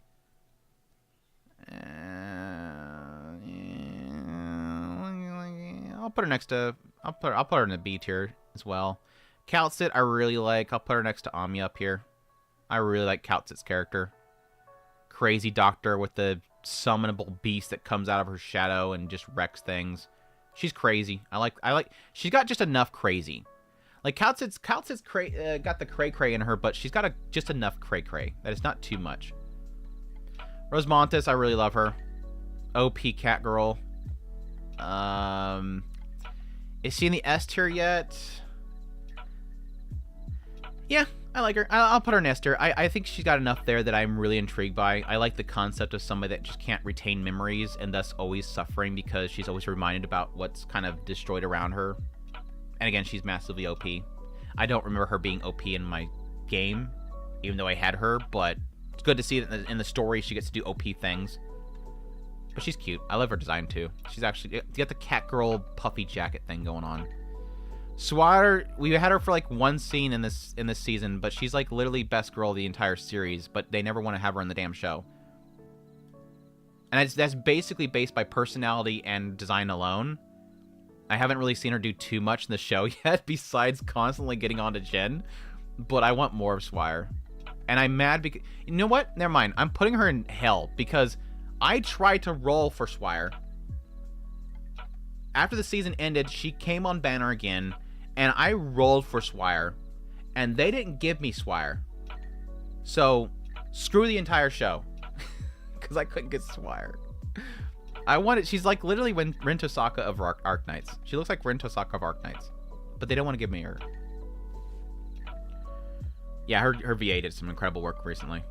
Super good stuff. Talala, I don't really care so far. I'm guessing next episode we're going to finally get into Talala. But I don't like her because she makes my cute animal girls cry. Teresa, I like her so far. I really wish we'd spend more time to finally get into what the hell happened to her, but I get it. We want to drag that out. W's I really like. The recent backstory for her was really excellent. Definitely pushed her up there for me. I put her above Chen. I definitely put her above Chen. That's Arknights. Wow, I actually got through this pretty quickly.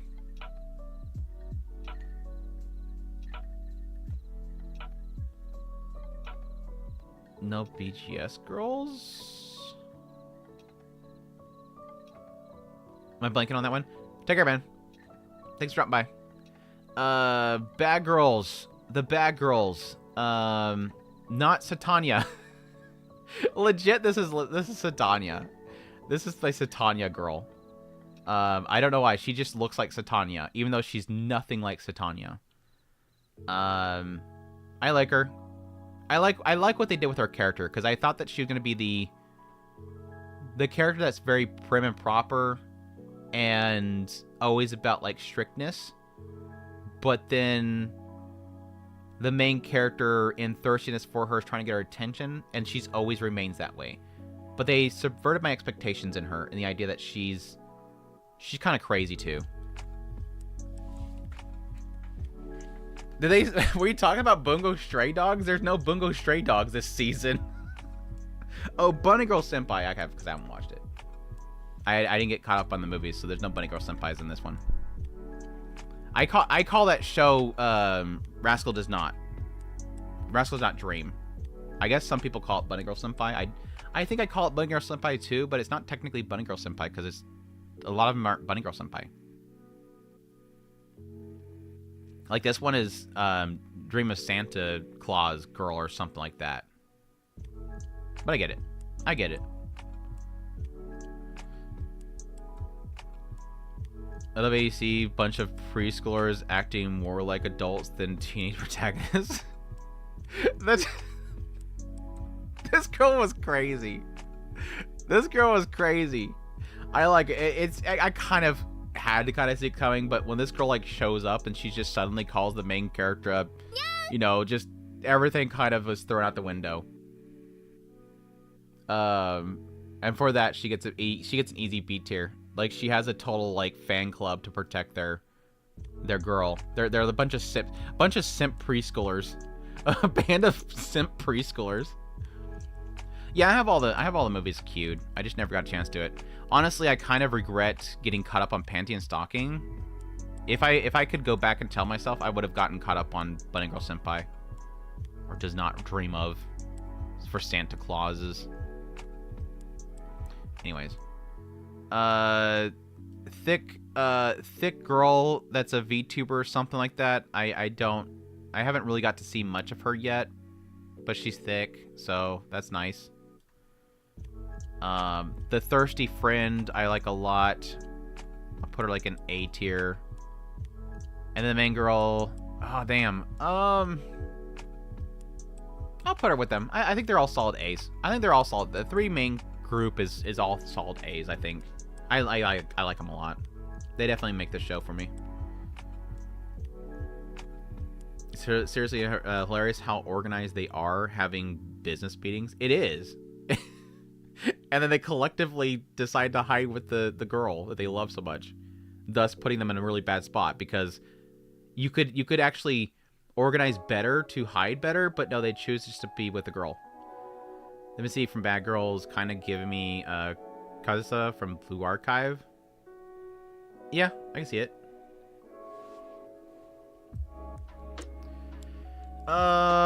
She's crap. She literally is the reason why I don't want to watch the show. I mean, I've only watched like 3 episodes of the solo camping for 2, and they correct course within a couple episodes, but I still don't care for the characters in that show. The food court. See you at the food court girls. I don't remember her name is, but she's like the author girl that fanficked. I really like her. I'll put her like in a B. The random Gyaru girl that actually like always shows up and helps them out in some way. The 2 food court girls, I think they're both solid like high B's. I think they're both solid high B's. They're dorks. They're both dorks. I like the Gyaru more. I do like the Gyaru more. Even though she's just, like, obsessed with going to America, and that's all she really cares about is going to America and learning English. Definitely one of those kind of Gyaru that you expect her to be one way, but she's actually another way. She's just still in the show for me.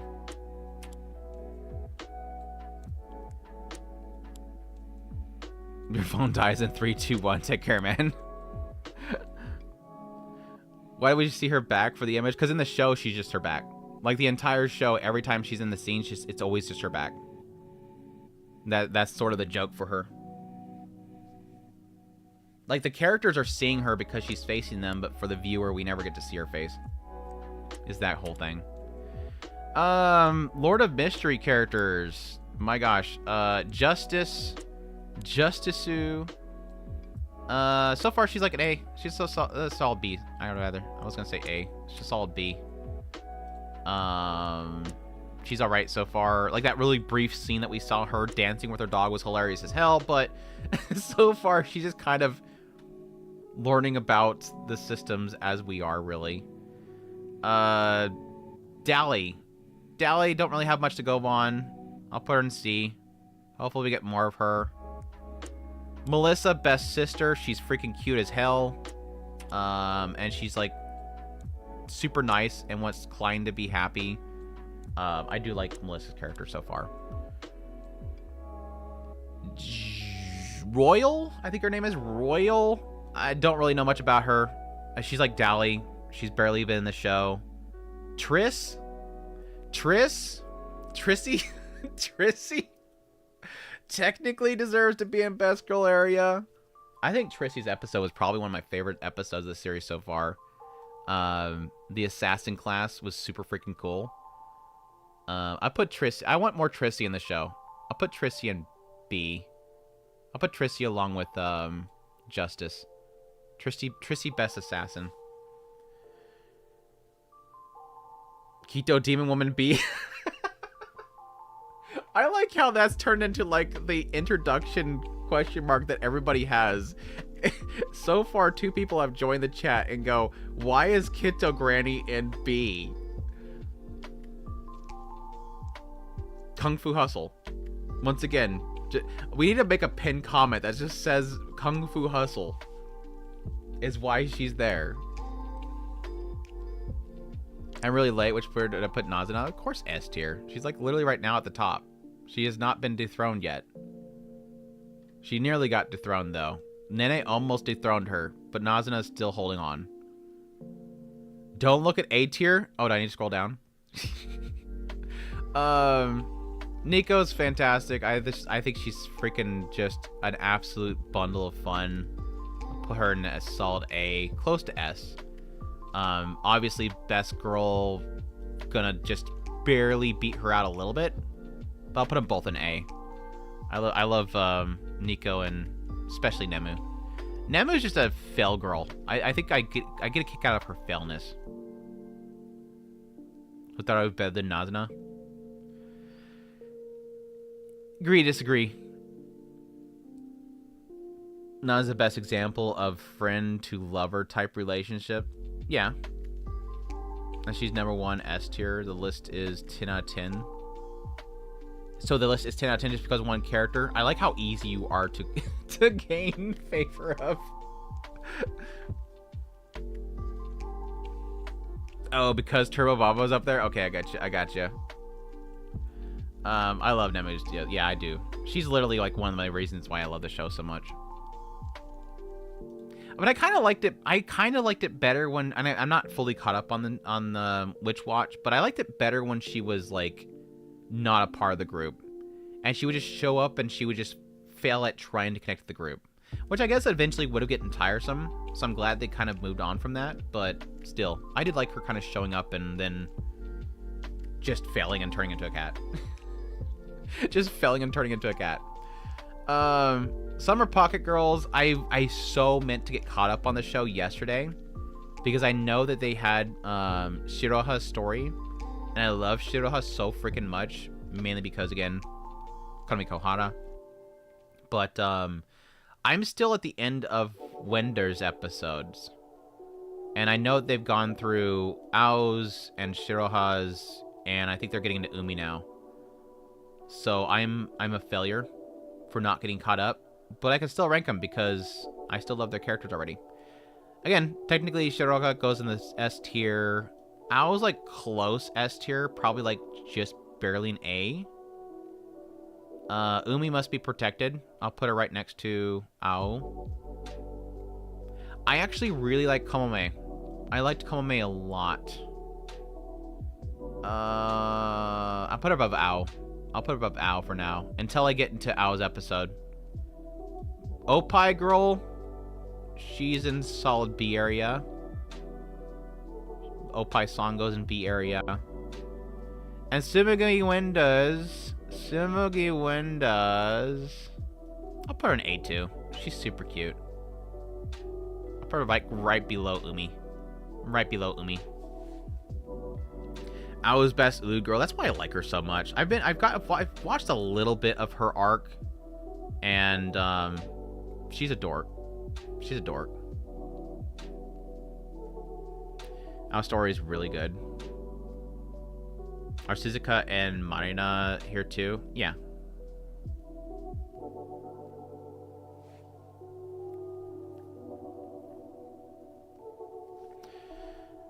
I put him at the end just to make what the fan art suffer.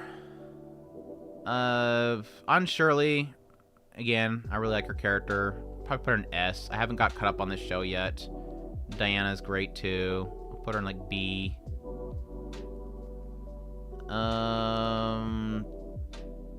And then yeah, I'll put her B2. I haven't really changed my opinions on these ones either. But I'm like massively behind as well. I don't like her, but I'm sure that they're gonna make her nice. I'll put her in like B area. I'll put her in S. My little fluff ball. Alright. It's Takopi time. It's Takopi time.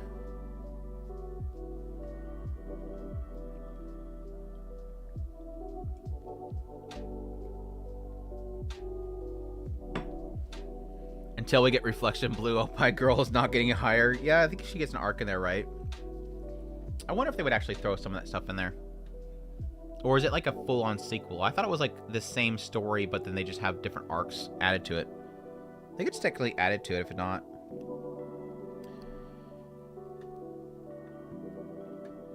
I just saw Clevitas. You have Klein here, even though it's a boy. I mean, is it technically gendered? I'm just going based on the mother's body. I don't technically think that they said that it's actually gendered at all.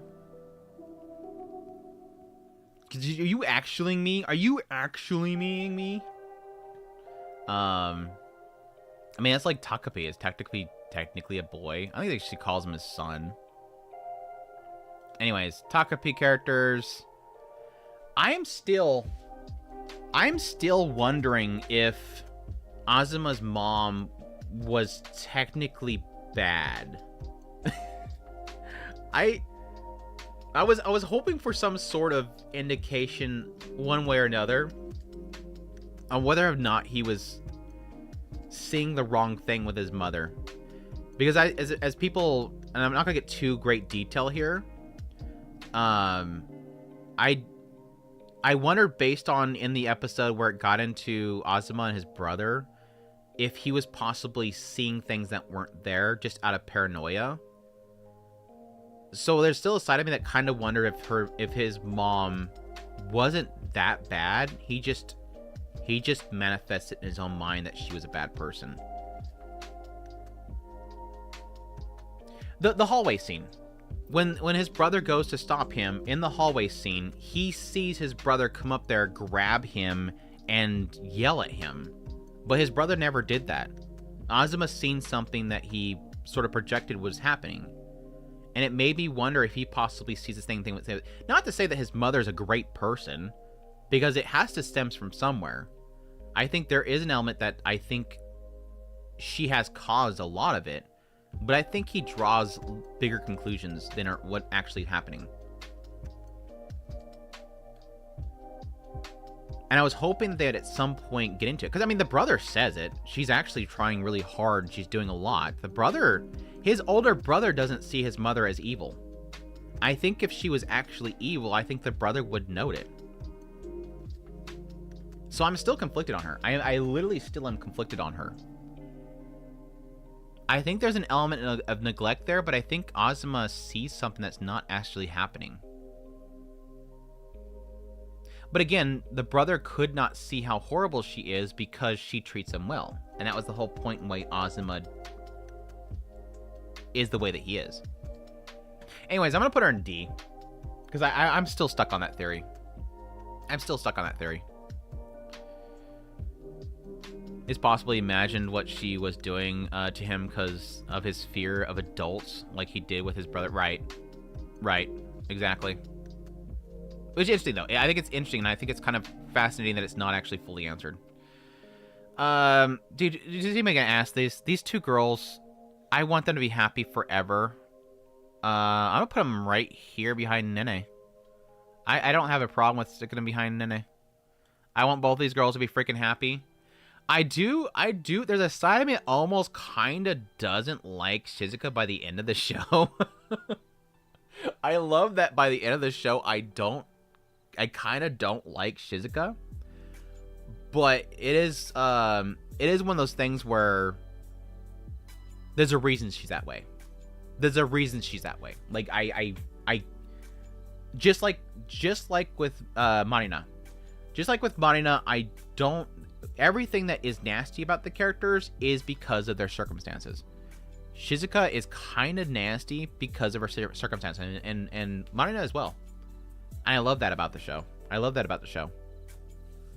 Evil is in the eye of the beholder, as I kept saying towards the later parts of it. I love Marina way, like, 1,000 times. Hands down, I think Marina's character is super freaking good, dude. I love her character by the end of it.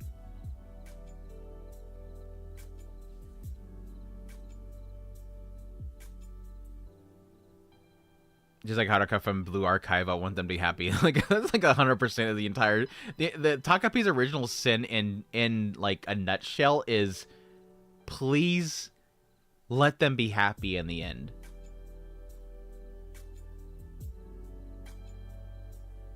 And it's not an aspect of forgiving. It's an aspect of acknowledging where the core root of the problem is.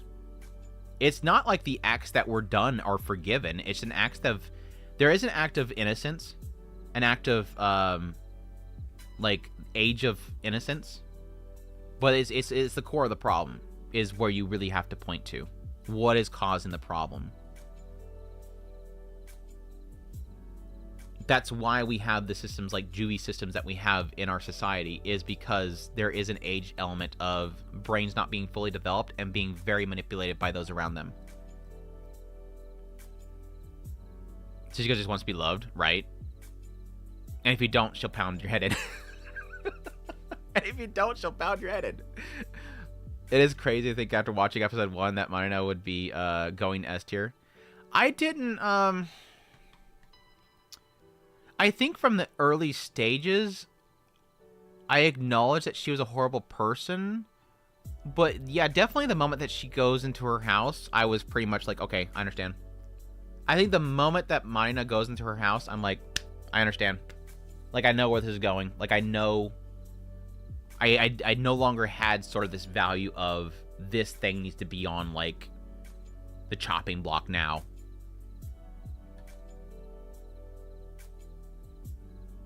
The need a therapy tier. Like, Shizuka for sure needs to be in the need therapy tier. I'm not sure about Marina. She just needs to get away from the influence that's pushing her. I'm loving the fan art too, yeah. But anyways, yeah, I for 100%, I think Marina is easily like the best wrote character. Shoot, I'm gonna put her on. I'm gonna put her in top. I'm gonna put her on top. I shoot, go for it. I'm gonna put her at the top. I think Marina is easily like my favorite character this season so far. I absolutely love her story elements. My heart breaks for her massively. Again, I fully acknowledge what she does, especially early on, is horrible. But I think there is an element of empathy to look into a character and see what really kind of drives them, what sort of makes them into what they are. It is literally the creation of a bully, and I think that stuff is extremely fascinating to me. And yeah, I think the later arcs are really, really interesting to get into. Shizuka, again, she kind of afraid of her. But again, I again also equally see that they are a product of what is around them. And the entire time, I just want her to be happy. It hurts. Karaku is Shizuka face 100%. Yeah, it is. And she's going out with Rentaro, which is so funny. It's too on the nose.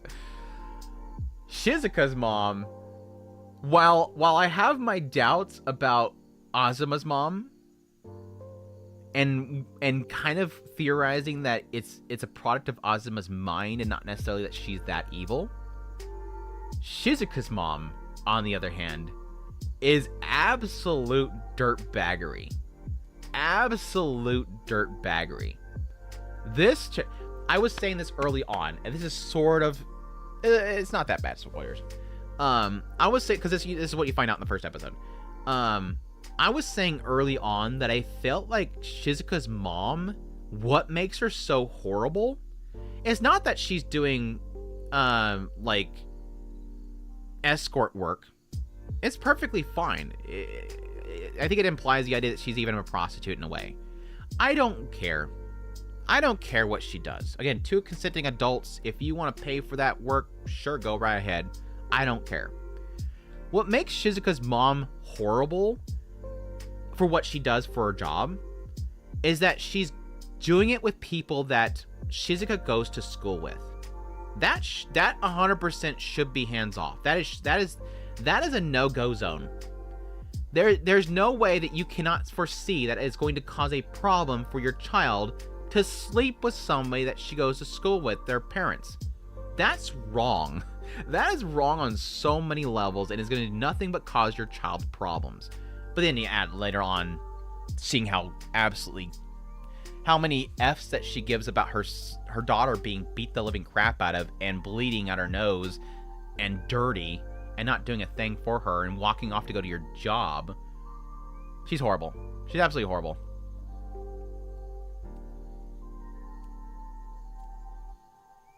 Shizuka's mom, bad one. Marina is just mentally unstable. Yeah, Marina's mother is mentally unstable. She's for sure. I don't know if it's caused through the trauma of what's going on with her husband or if it's something. It looked like she was stable before, and it seems like everything that happened with the father, she goes down the deep end. I think there is a trauma aspect that really screws up her head. Enough that she needs medication. Anyways. Yeah, and again, with Shizuka's just like Marina. I don't blame her for the end result and how horrible she turns, because it's what causes them to do that. It's a cool empathy and a character study. That's why I love this series so much.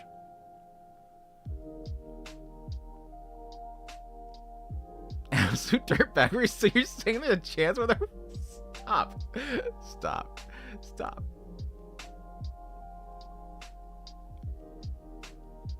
Yeah. Well, again, slight spoilers here. With Marina, she is physically abused by her mother, and she's neglected by her father, and that in turn turns to her abusing somebody else in order to stop that from happening. With Shizuka, it is neglect by her mother, and neglect by her father, and abuse by her classmate. So they both have a case of being abused by somebody of higher power than them, because Marina is a higher power than Shizuka because she has a group. She has a group control. So Shizuka is essentially abused by a higher strength and neglected by anybody that could give her some sort of stability. With Marina, she's abused by a higher power, which is her mother, and she's neglected by her father. So they both have the same problem going for them. And eventually you get into the idea of Shizuka being an abuser as well. Shizuka and Marina are the same. That's why I think it's so amazing in the end, is they're both the same. You all see now why I'm struggling with how I want to do my video, because I don't know if I want to almost do an entire full-on spoiler talk, because there's so much cool stuff to talk about the show.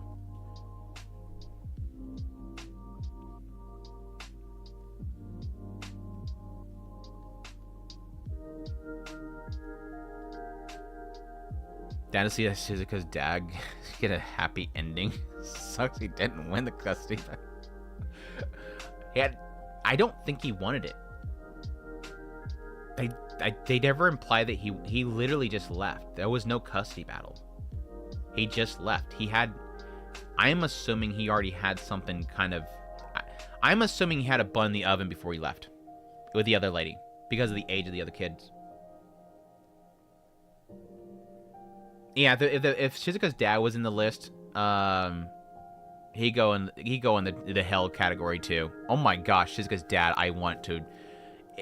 Between Shizuka's dad and her mother, dad is 100% worse. 100% worse.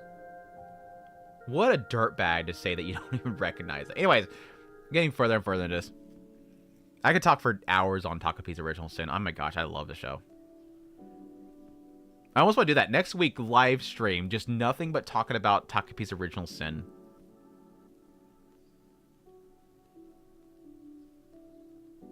I think Shizuka is more, but oh, for sure.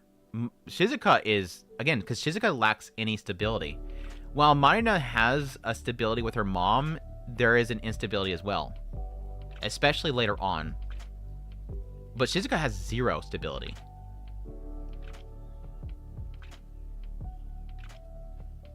He knew who she was. Because he responds to her initially as knowing who she is. What are you doing here?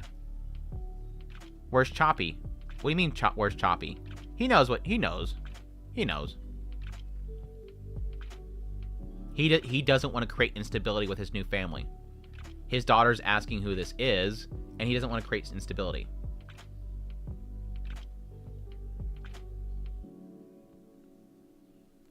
Are we forgetting about this, the title of the story? No?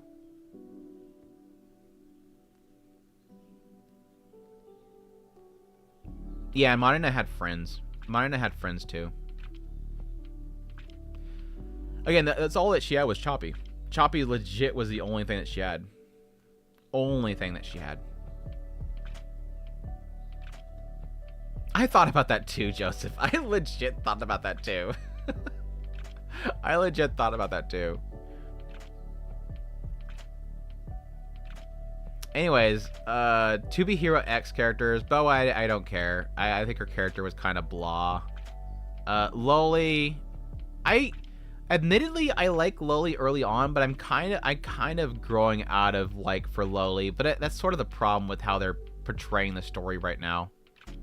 I do like Loli though. I'll put her like high B.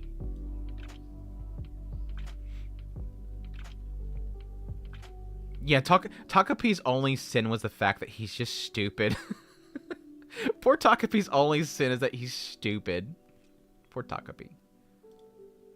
Poor Takopi's too stupid. Lucky Cyan's my favorite character of the show. I love her death.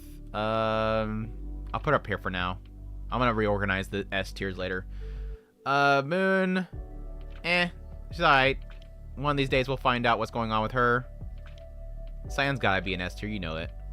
No, I like her. I'll put her in B. No's okay. Queen,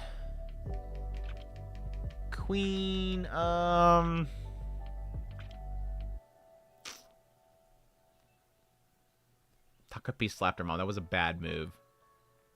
But he was already bad, though. He was already bad before he slapped her. She just want to know why he slapped her.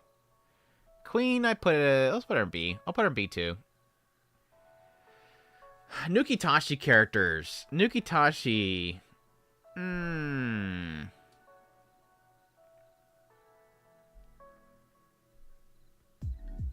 I think the sister easily goes in A tier because she's a degenerate, and I like degenerate sisters.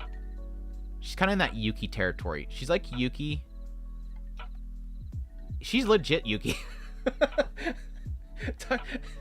She's legit Yuki. The more I think about it, the more she's legit Yuki. She's Yuki from Roshidere. Like she likes the brother. She's a degen.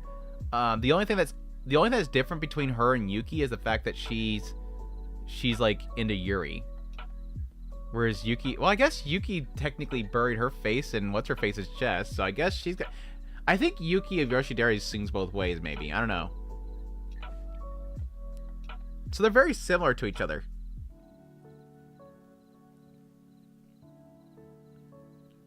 Yeah, Lucky Cyan's very much like she looks like she's basically a copy of Hatsune, but she's just the orphan girl that sings to capture people and gives people luck. She's super cool though. Got the bow and arrow and thing. She's by but only to her brother. That's what it kind of implies. I would assume that's because she's gay, but she finds comfort in her brother. She did turn down a group with a bunch of women, though, so maybe that's why. I have no clue. They just introduced her. She looks cute. I'm kind of questioning if it's even a girl, but that's my own really crazy theory. Hinami? What's her name again? Hinami? Hinami. Hinami's... I hurt for this girl. She deserves love. She's the lolly character in a world that cannot allow lolly. She's all petite, so she can't have love. I'll put her with her sister. The student council girl, Ikuko. Ikuko, I am assuming she's gonna be like the crazy chick from prison school, where like she sees the guy's junk one time and then she's gonna be massively obsessed with him. I hate her because the pasty things, I fear it being in my video, so every time I have to talk about her, I'm afraid of putting her screenshots on my screen because I'm afraid the pasties are gonna flag the YouTube and get me in trouble. But yeah, she's fine. She's fine. Misaki's great too. The big chunky girl. I'll put her like low B. She's fine though. Bro is not ready for Ikuko. Ikuko is Akko from Blue Archive. Yukadashi makes me want to watch Shimonetta again. I need to eventually. I need to eventually watch Shimonetta again. I just know I'm not going to like it. I didn't like it the first time. I doubt I'm going to like it this time either.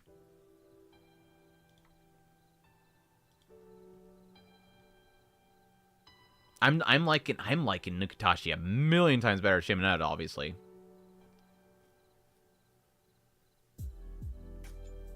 That in the current internet situation. We'll see. I think it's just mostly one country.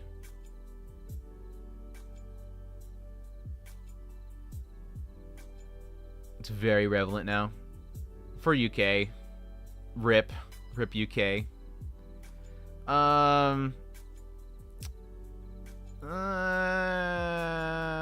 She's fine.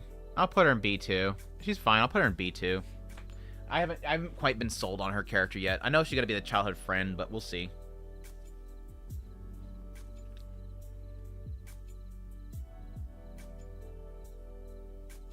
Yeah, the whole situation with like Shimonetta in real life, like I said, it's mostly UK, and then you have a lot of companies that are changing just in order to facilitate the UK, but it's not like it's like global yet.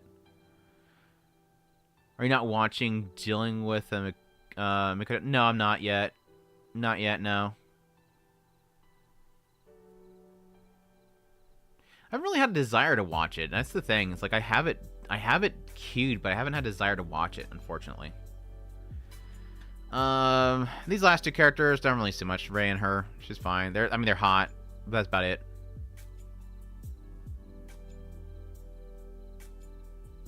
Nanase is actually neatly ranked. Good girl with a kind of boring route. I feel like she might end up being very, like... I feel like she's going to be very typical. Like, I don't feel like she's going to have much to her.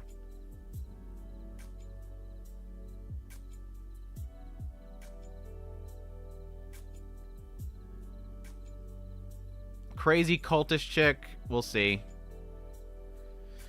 Is it Juju at the end? Yes, it is. I'll talk about it. I'll talk about it when we get around to it.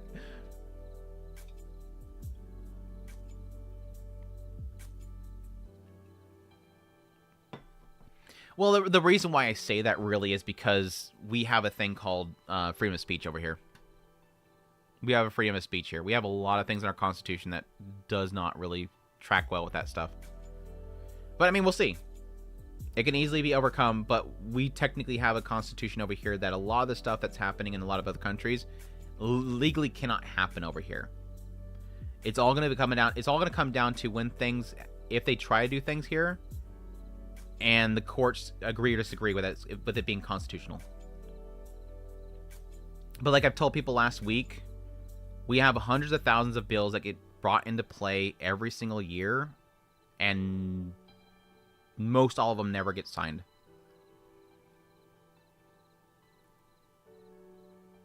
You think Cyan should be an A? You don't like her being an S tier? Would you have a problem with my Cyan?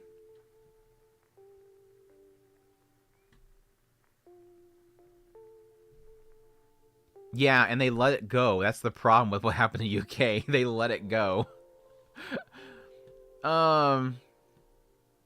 Anyways, the Clevitas characters. What was her name again? What the? Alicia. Why was I thinking a T at the beginning there? Alicia. I like her. Probably. She's a lot to do with what Klein does. I put like on B.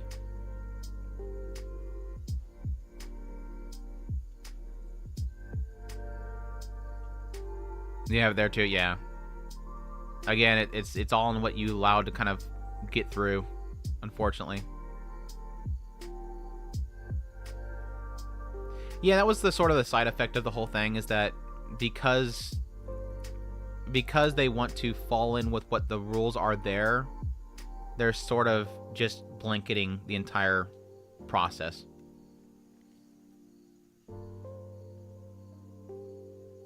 Again, what I was saying earlier, Congress is always pushing these laws every single year. They just never go through. Will it this year? Could. But like I said earlier, hundreds of thousands of bills every single year have this kind of crap in them, and none of them get passed. I think with what's happening in UK, people are overly, like, they're literally going through Congress bills that are being put into being signed, and they're searching for ID verification to post on Twitter to get clicks. These bills get put into, get submitted every single year, and none of them get through. But people are overly, like, obsessed with them right now. I'm just saying, temper that, like, panic that people are creating right now, because people are overly causing a panic right now for clicks.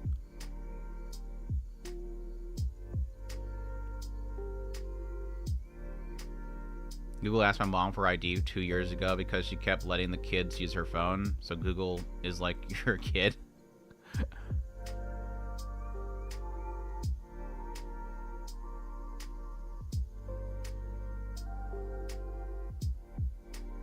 They're already trying it here. The great pumpkin yes men are trying to censor everything. Woke classes, book websites.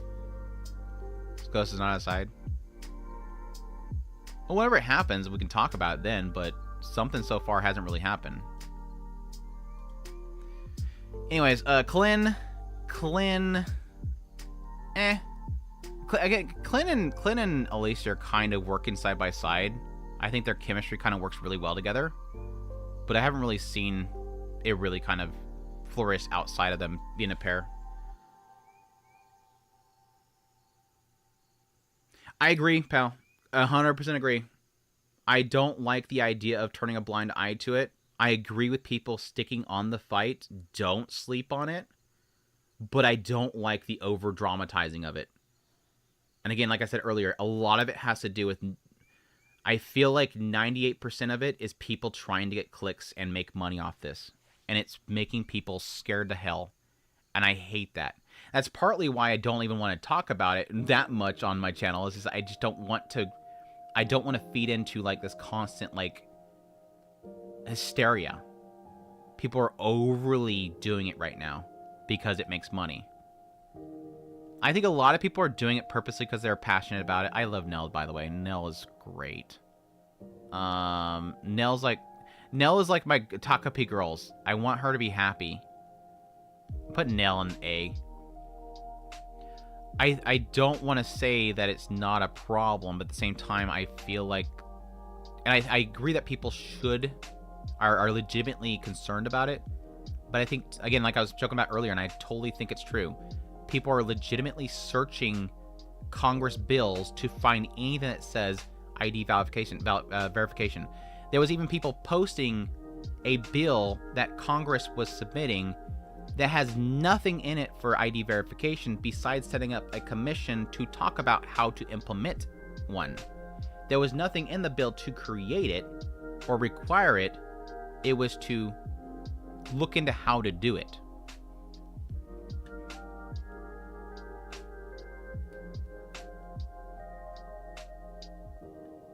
I just want to be happy. Same. That's sort of like where I kind of sit, is where I want to spend more of my time talking about positive things, because there's plenty of people talking about the negative things. I like to keep positive and not focus too much on the negative stuff. William, thanks so much for the 5. I appreciate your support. Always nice to catch you when you're live. I appreciate the support, man. I thank you so much. I'm trying to do every single week on Wednesday because there's no shows that I'm covering on Wednesdays. So I'm going to try to be here every single week. If anybody has some ideas for anything they want me to do a live stream on, we can do that.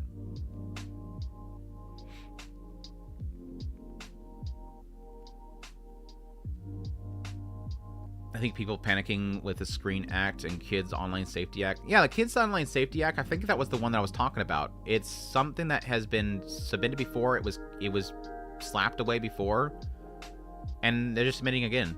And I think on that one specifically, if I remember correctly, that's the one with all it has in it for verification is for the a commission to research it. I could be wrong there though.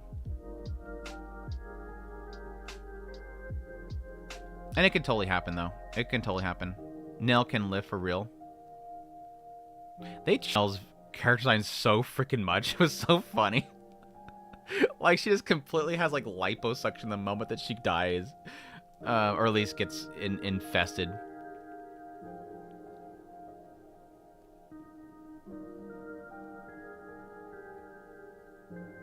They wanted to ID me to buy groceries. I had to pay them with a debit card instead? Well, if you want to do cash, you had to show my ID?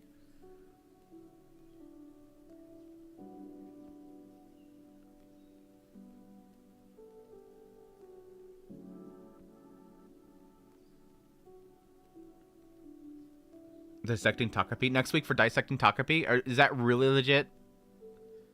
I mean, I think it would be a good discussion. I mean, I could probably legit talk for an hour about Takopi. Maybe just break down each episode and kind of put it together would be interesting. I'm keeping up with the shows this season. It's a lot. It's a lot. The one female character besides the introduction character that betrays him in Gachiakuta, she's weird. She's pretty cool. I like the whole scissors thing. I'd probably put her like a B. She's definitely like what do they call it, the wallflower? Like you have the show that has nothing but dudes, and then suddenly I know where there's a flower in there. She got new teeth too. Good, yeah. Poor girl. I have to watch these videos while I'm working now since I'm third shift worker. Ugh. Hope you're doing well, Ruby. Say the credit card should be stolen. It could be. Why would the vendor have... Yeah, that doesn't make any sense. Why would the vendor care about that? Like, if it might be stolen, that means the credit card company is going to decline it. That's not something to resolve at the register. That's not something to resolve at the register. What? What? Doesn't make any sense. I only saw Clevitus talked about, like we were talking Spirit, and then nothing else. Maybe others of occasional. This is interesting. Yeah, I wasn't sure if I wanted to cover it on a weekly basis. I do like it though.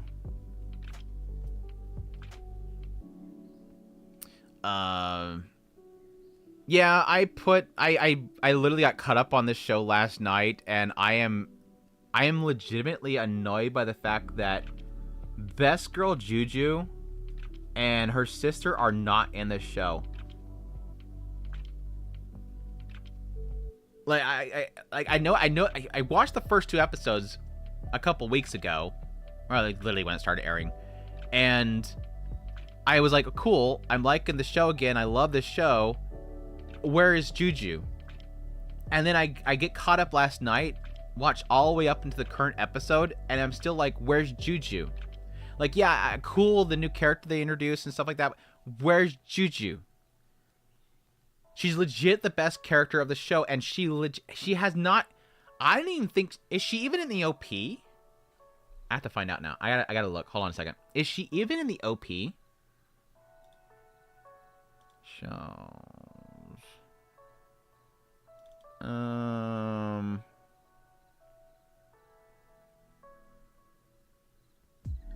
Where is...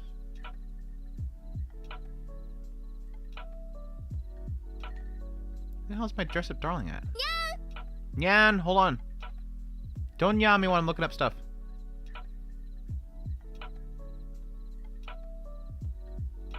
God damn, where's my... I'm gonna have to pull up Crunchyroll, aren't I? You're gonna make me have to pull up Crunchyroll?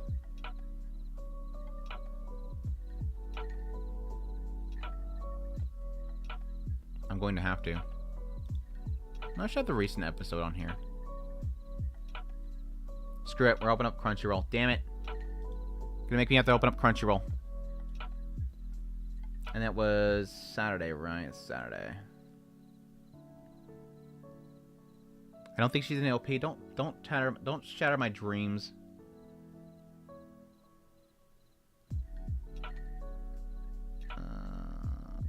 God damn, why do you have to list every single language? Just put the name of the show and put each language underneath the title of the show. That's Sunday. Damn it. I'm looking at the wrong freaking one. Sorry, I need to investigate this. It's important. Juju's important. Contest. Juju's important. We must investigate. Why can't I scroll with the damn buttons? There's right here.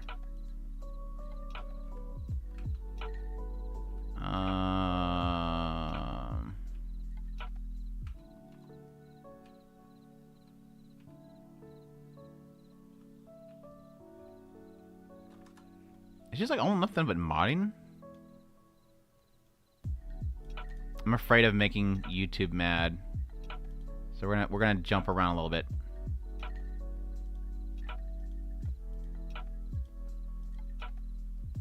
It's nothing but mine on this entire OP. I mean, that's not a bad thing, but you expect to see the other characters. Well, at least it shows him for a brief second. It literally shows him for a brief second. Okay, so there's other characters in this show. It's just all modding. Does it show in the ED? No, the ED's all mine too, huh? So there's like no clue whatsoever if Juju's even to be in the show. I'm mad. I'm mad. I'm very mad. Anybody that reads the manga, I am open to a yes or no. Will Juju be in this season? Will Best Girl Juju be in this season?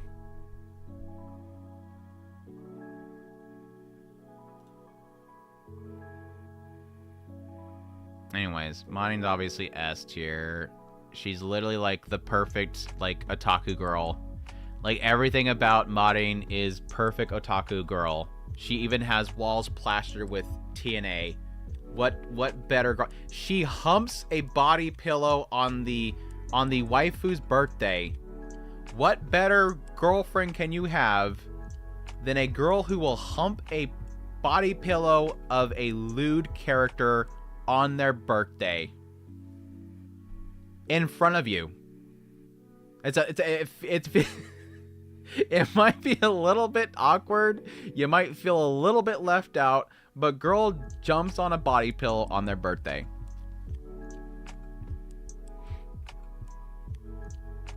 Yeah, the sister was, I think, in a brief little flashback. That sucks. Correction. You're not even happy with S tier. You're not even happy with S tier. What the fan art's not even happy with S tier. They don't show any of the supporting characters. That's just, which I'm fine with because modding is super hot. So having an entire OP filled with her is great, but still, that sounds so freaking. It's great. It's great. Do I have at least a screenshot of that? I guess I could have just done that. Hold on a second. Reopen.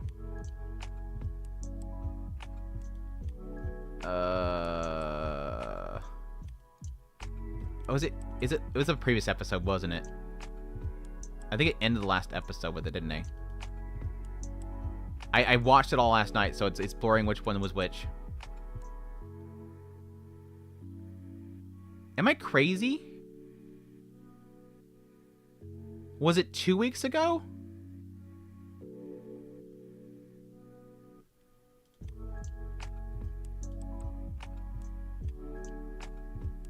It was 2 weeks ago. Okay, I'm crazy.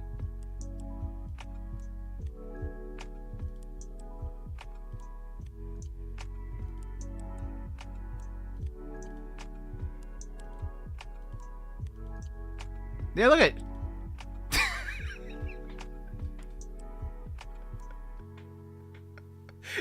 and he's in the coat chair off the side. She's just going at it with the body pillow while he's just sitting there. What? This is her bedroom, by the way. She has the face t-shirt going on. She's humping a body pillow all on the birthday. And he's just getting stuck off the side having to watch the whole thing. What better girlfriend? Like, you can't make this crap up. She's perfect. She's absolutely perfect. I like the fact that she has legit, like, you can't see it in this frame. This is her cover for her window. It's just a massive, like, big titted version of her. And then I think over here, or maybe it's over here, she has like this one shot that's like a full-on butt shot of a character. Like, it's perfect. She's just as lewd as you are. She's just as much as a degen as you are. She looks gyaru. Like, she has everything going for her. She's a perfect girl. Anyways, that's why she's S tier. That's all for me to say. That's why she's S tier. She's not my top 20. Oh, I mean, overall, like, all anime, I don't know that she would be, but for this season, for sure, she's up there.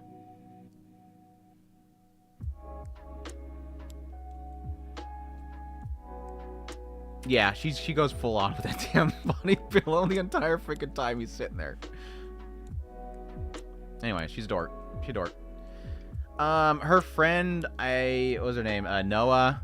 She's cute. I don't really have anything going for her yet, so I'll put her like in the C area. We'll see if she can kind of grow into a good character. Yeah, these two characters haven't really been in the season. Not that it stopped me before. Juju, best girl. Juju, best girl. Juju versus Marin's hard because Juju's just never in the show. But I do really like her.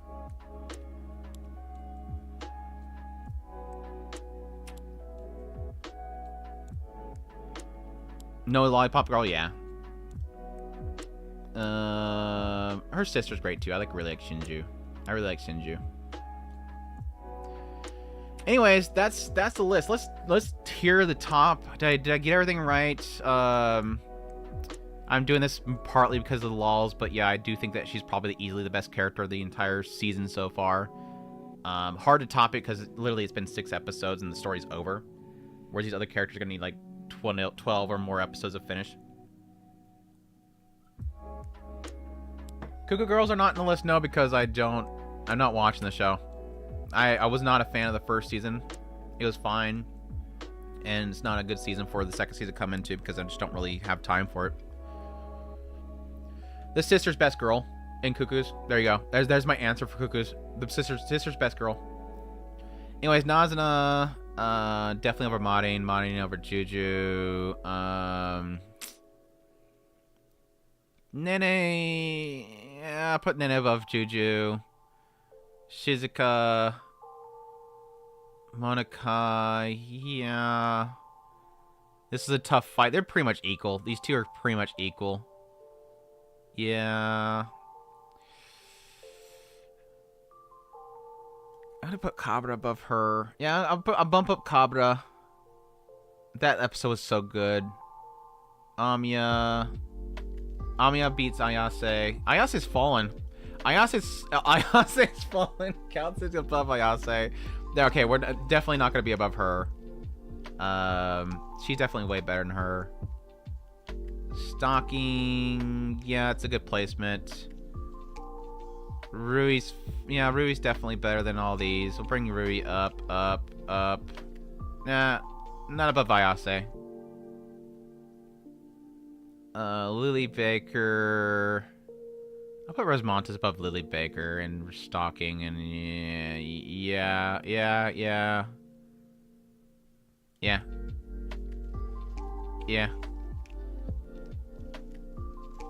Damn it, I hate that you can't put him to the left. You can only go so far before you have to grab the other side. For the sister too. Juju would be on this season later.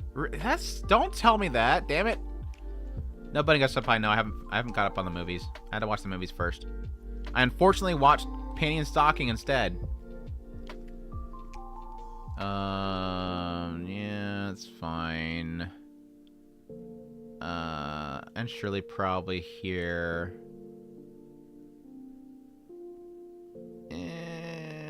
Lucky Cyan. I guess good. I have struggles, but I think that's it. You asked. I didn't want the answer. When I asked if Juju was going to be in this season, I didn't want the answer. I was asking only if it was a positive answer. Only answer me if it's a positive answer. Where's Best Girl and Dress Up Darling? Right there, Juju. And then there's Monty right there too. They're both best girls. All right, time for the list that nobody cares about. The best boys. Here's where everybody leaves because we're going to talk about boys. we'll just get out of the way and talk about the bestest. Who would be the bestest? Here, I'm gonna do a quick hot take, and I'm gonna take a quick leg stretch break.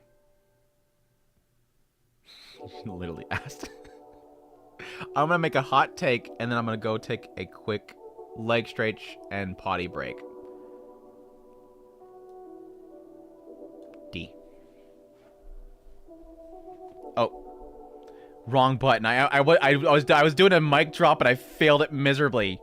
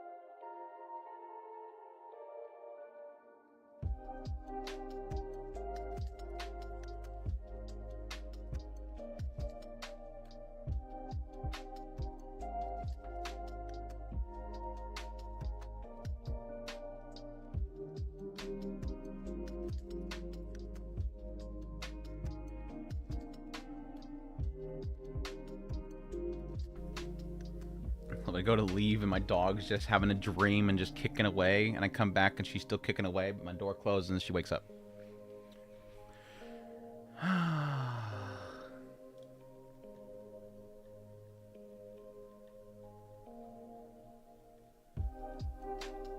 My reasoning. I have some explain to do. My reasoning for putting him in D tier is legit on your screen right now.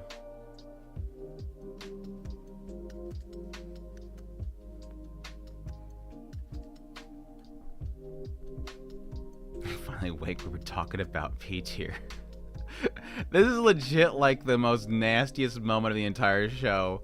And my love for this character like went from like I used to really like Azuma, and the moment this happened, I'm like, I hate this show right now.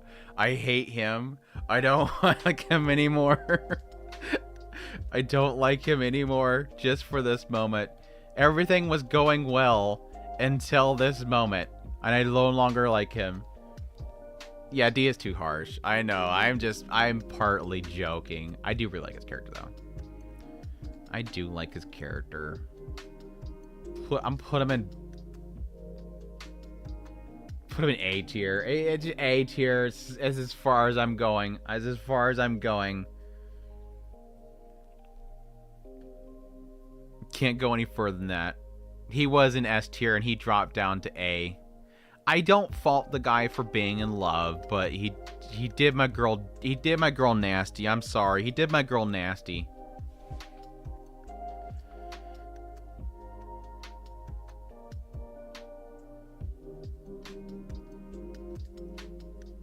Best girls could be best boys too.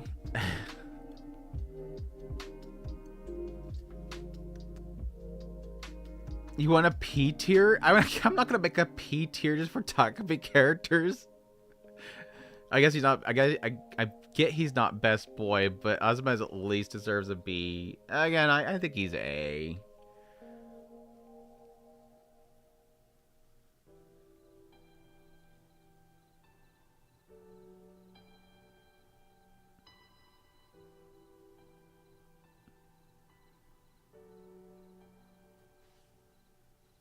Best boy, we have agree. Azuma, Big Brother, is the ultimate best. Dude, the Bug Brother is great, dude. Where's he at? Y'all get me ahead of the game. Hold on. Y'all get me ahead of what I was supposed to do. And now he's lost in here because he's alone now, isn't he?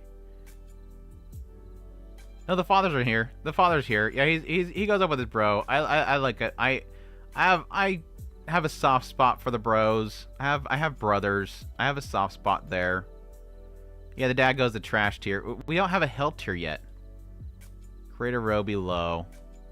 We gotta have the hell tier. Again, I don't have a picture for the other dad, Shizuka's dad, but Shizuka's dad goes like even lower. Shizuka's dad goes even lower. This guy's just a neglecting piece of garbage. The other dad's like literally shunned his daughter, which is horrible. Takopi goes in S. Takopi goes in S. He's just legit pure. Legit pure.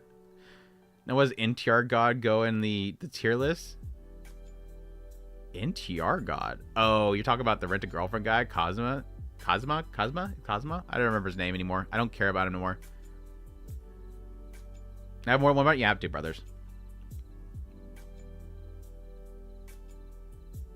GG tier, D tier, don't like him. Because he's a goofball? Don't be mean to GG because he's a goofball. GG's pure. GG's pure. But GG, I'll put GG in A too. GG's a good boy. GG's a good boy. I mean, that part, I have a conviction that both of them were broken, so they were make one for other Shizuka and Azuma High School. Huh? So only one of them is not an otaku? No, he's an otaku. He's for sure otaku. He's mostly mainstream stuff though, like Dragon Ball. We grew up watching Dragon Ball together. Free Takopi's solid D for stupidity alone. It's not stupid, it's just innocence. Like you're taking somebody from a world of pure innocence and purity and positivity and throwing them into humans. Okay, here you go. Who's stupider? The world where a mom beats her child, the teachers do nothing about the school bullying that's happening, and people kill each other, versus a world where people talk things over and they're all happy and they're all kind to each other. Who's stupid? The alien race of happiness or humans? Can we see the stark contrast between these two universes? Which one's stupid? It was funny because I was talking to some folks on the Discord the other day because I had this pop up on my feed and I kind of found it funny. Nothing against the person. It's not a bad statement. But it just kind of shows one of those elements of like, I wish that I didn't see the things I have in my life. I wish the world was as pure as you are.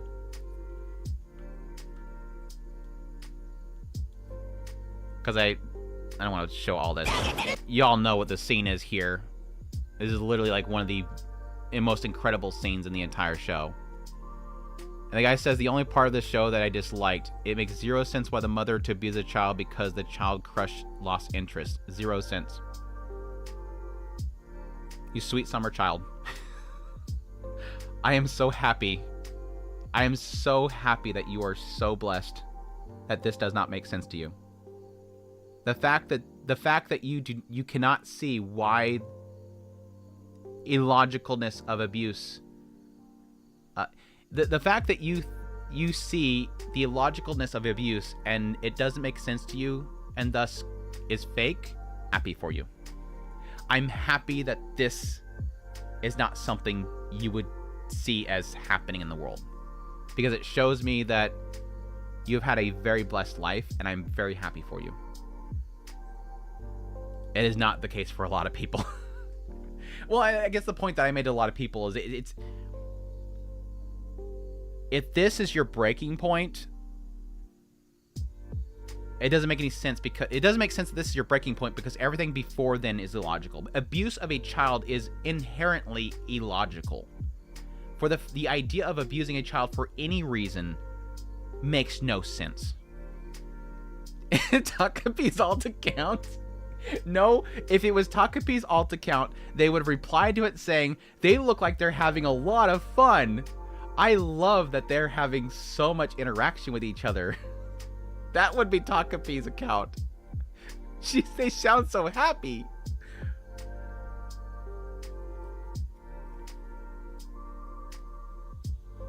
Takopi is the Eden, like Earth planet? Like the happy planet is?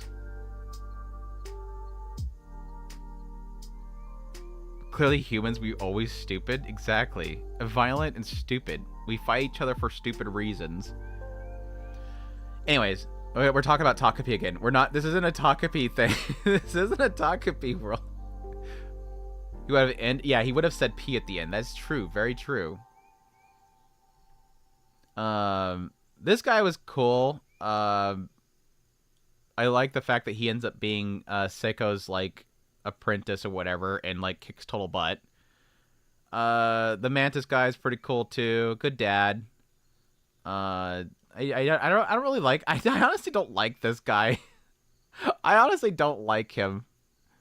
What's his name? Tandra or something like that. I need to bring up my boys list because the boys are hard to remember. It's hard to remember boys because they're boys. Taro, yeah, Taro. I'm okay with Taro. He's cool, but I'll put him in C. He's cool.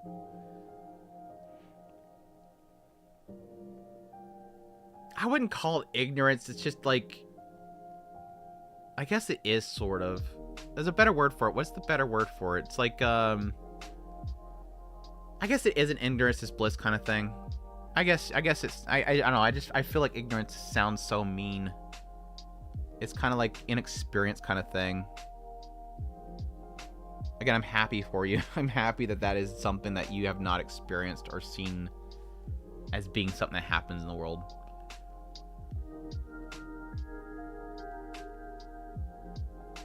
Okuron's... Did I actually move Okuron? Yeah, I did actually move Okuron. Okuron's a good boy. I'll put Okuron up in a S tier. I like Okuron. He's a good boy. He's a good boy. I'm happy that he's finally doing stuff.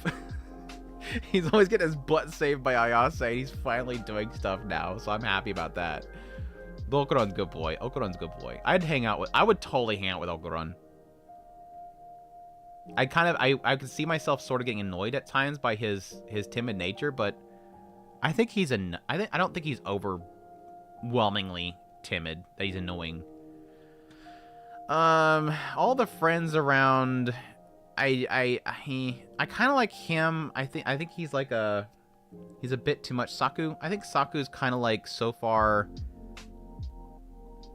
he's trying really hard to get into Rintaro's head. Like, dude, stop it, kind of.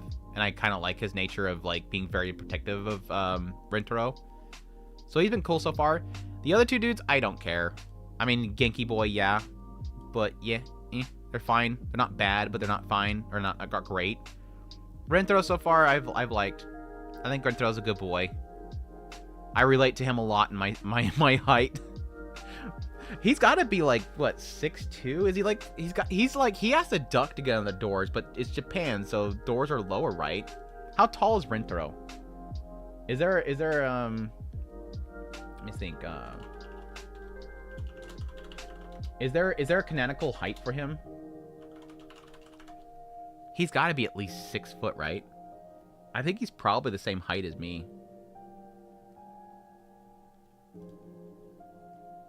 He is 6'3". He is, I think I'm 6'1" or 6'2".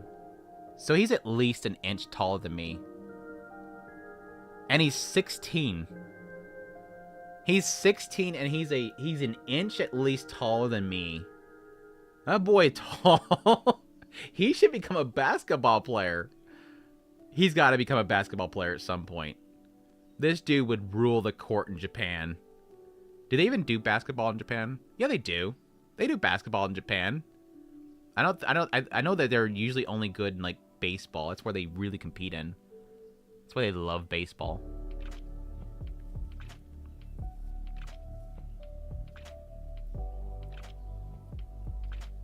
Rintaro definitely the same as Okuron. He's 2 Karu's tall. Yeah, did they actually say what her height is?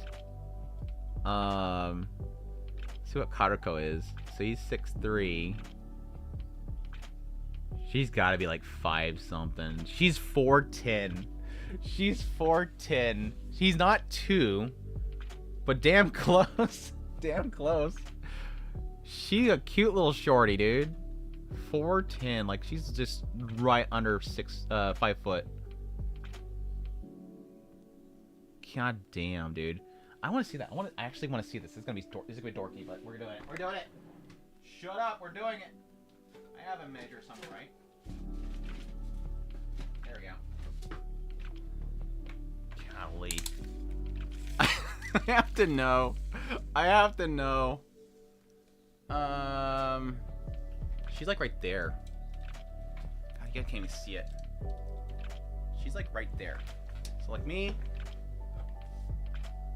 She'd be like right there at my neck. Right below, like right under my collarbones. That's how high she is. She's a shorty.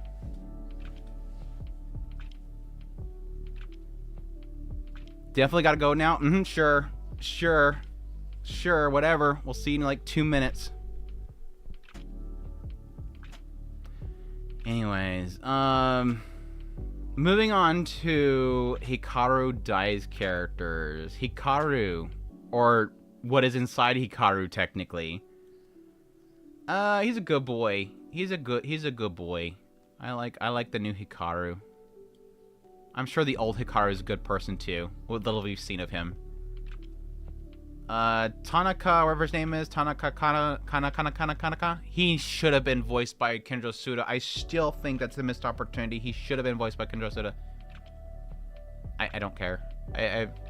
He's okay so far. We'll see if he turns into something interesting. I'm assuming again that he's Kobayashiki, whatever her name is, his son that left. Yoshiki, right? Yoshiki. Yoshiki, I like, really interesting character. Love his turmoil over his friend being replaced. I think it's a solid A. Solid A so far. Best boy / girl of Call of the Night, Hatsuko. We've gotten quite a bit in Hatsuko, because this is the one that has... Was the one that has the ones at home? I mean, it obviously has the big business, the fashion business.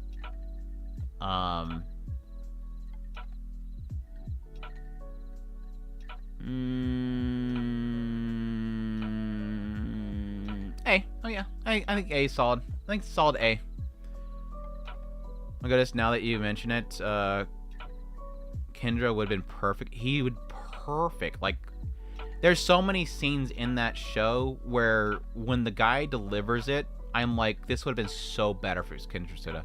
Like, when he first enters that, when they're having the whole meeting during the whole festival, and they're, like, bad-mouthing him, and then he comes in and he's like, I took my shoes off, and then he, like, wiggles his toe, and I'm like, dude, if that was Kendra Suda, that would have been, like, the best scene ever. That would have been, like, the best scene ever.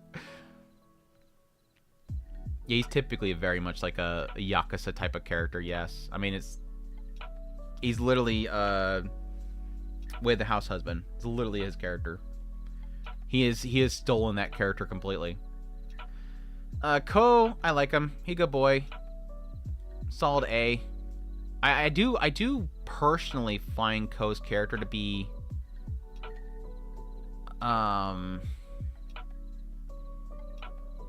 lacking in the show. Like, I really kind of want something else with his character. I feel like at this point, 2 seasons in, I do find him to have been sort of plateaued as a character, and so I'm hoping that something will kind of shift with his character sometime soon. He sort of became like not background character. He sort of became carried by everything around him at some point, that I don't find his character to be fascinating anymore.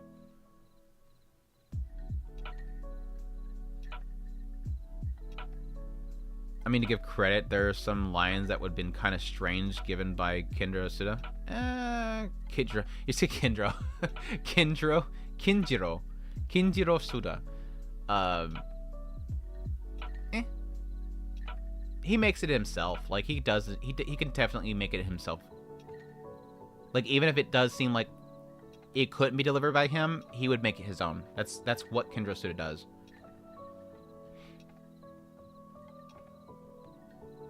Ko above Hikaru.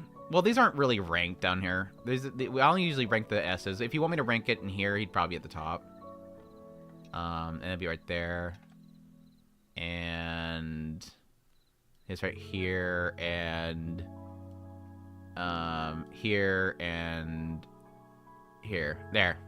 That's the ranking from left to right, from the top. A+ is left and A- is right.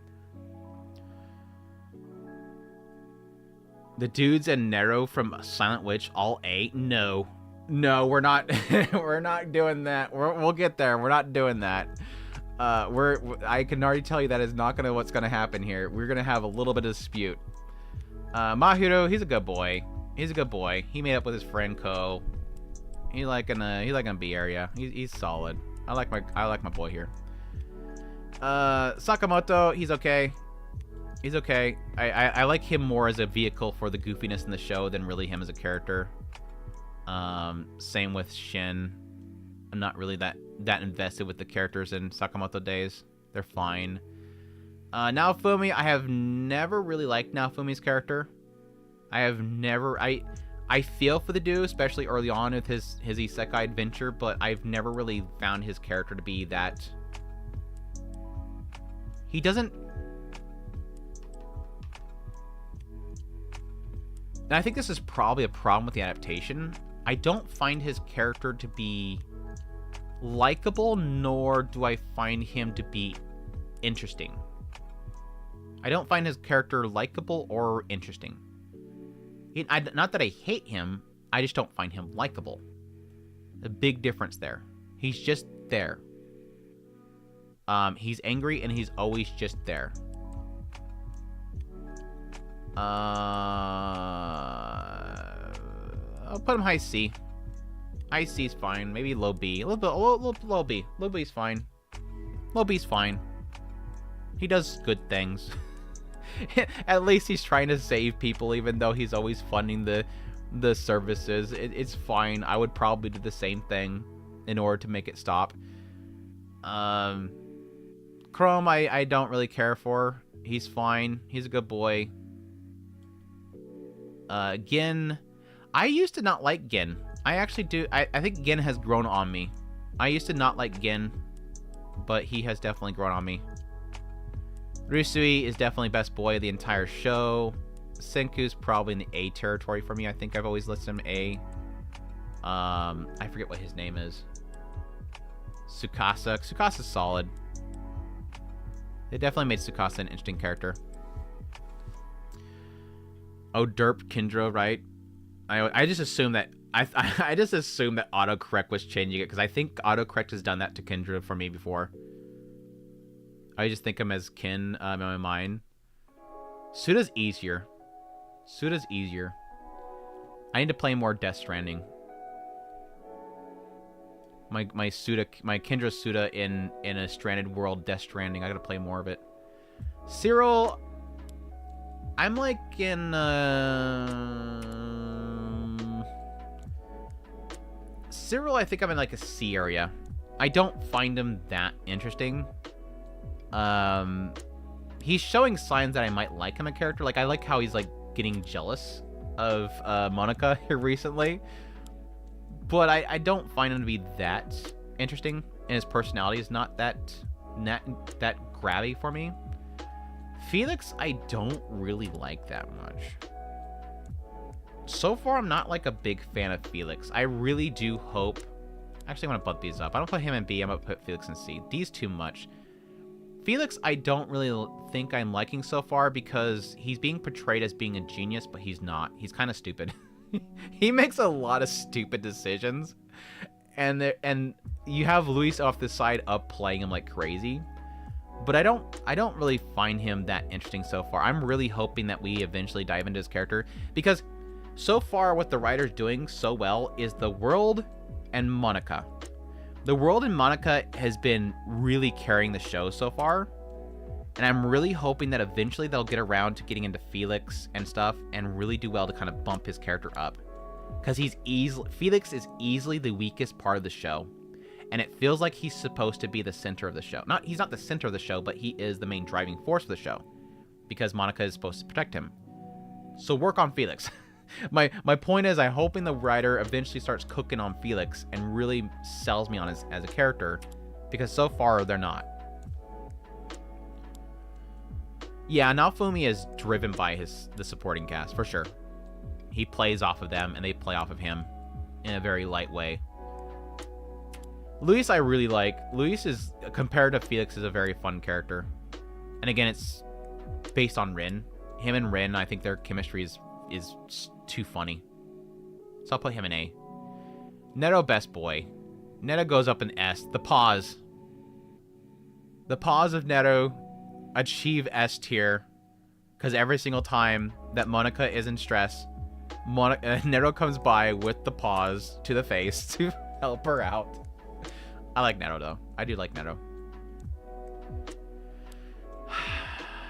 Throw him in hell. Throw him in hell. That easy, not even gonna flinch. Throw him right into hell. I really hate his character. I tried to empathize them early on, but they have literally done nothing with his character. His character's trash. I don't care for him from Monghongro. I don't even know what his name is. What is his name? Takuto. I don't. Takuto is just kind of a very self-insert main character so far. I mean, he has the whole aspect that was hospitalized previously, and he played the game because it's all he could do, and now he's able to kind of be free. But they barely even played off of it when it actually came around to the show opening up. Besides just, he had a rough life, and that was why he's so, like, dead set on the game. Briefers? Briefers is okay. Briefers is okay. He's literally just, like, the blue ball character. He's not really... He's just there to be blue balled. That's the joke. That's Briefer's joke. I really do like Garter Belt. Garter Belt is a lot of fun. I would probably push him right in a B. I think he's barely in a B. Watari-kun himself...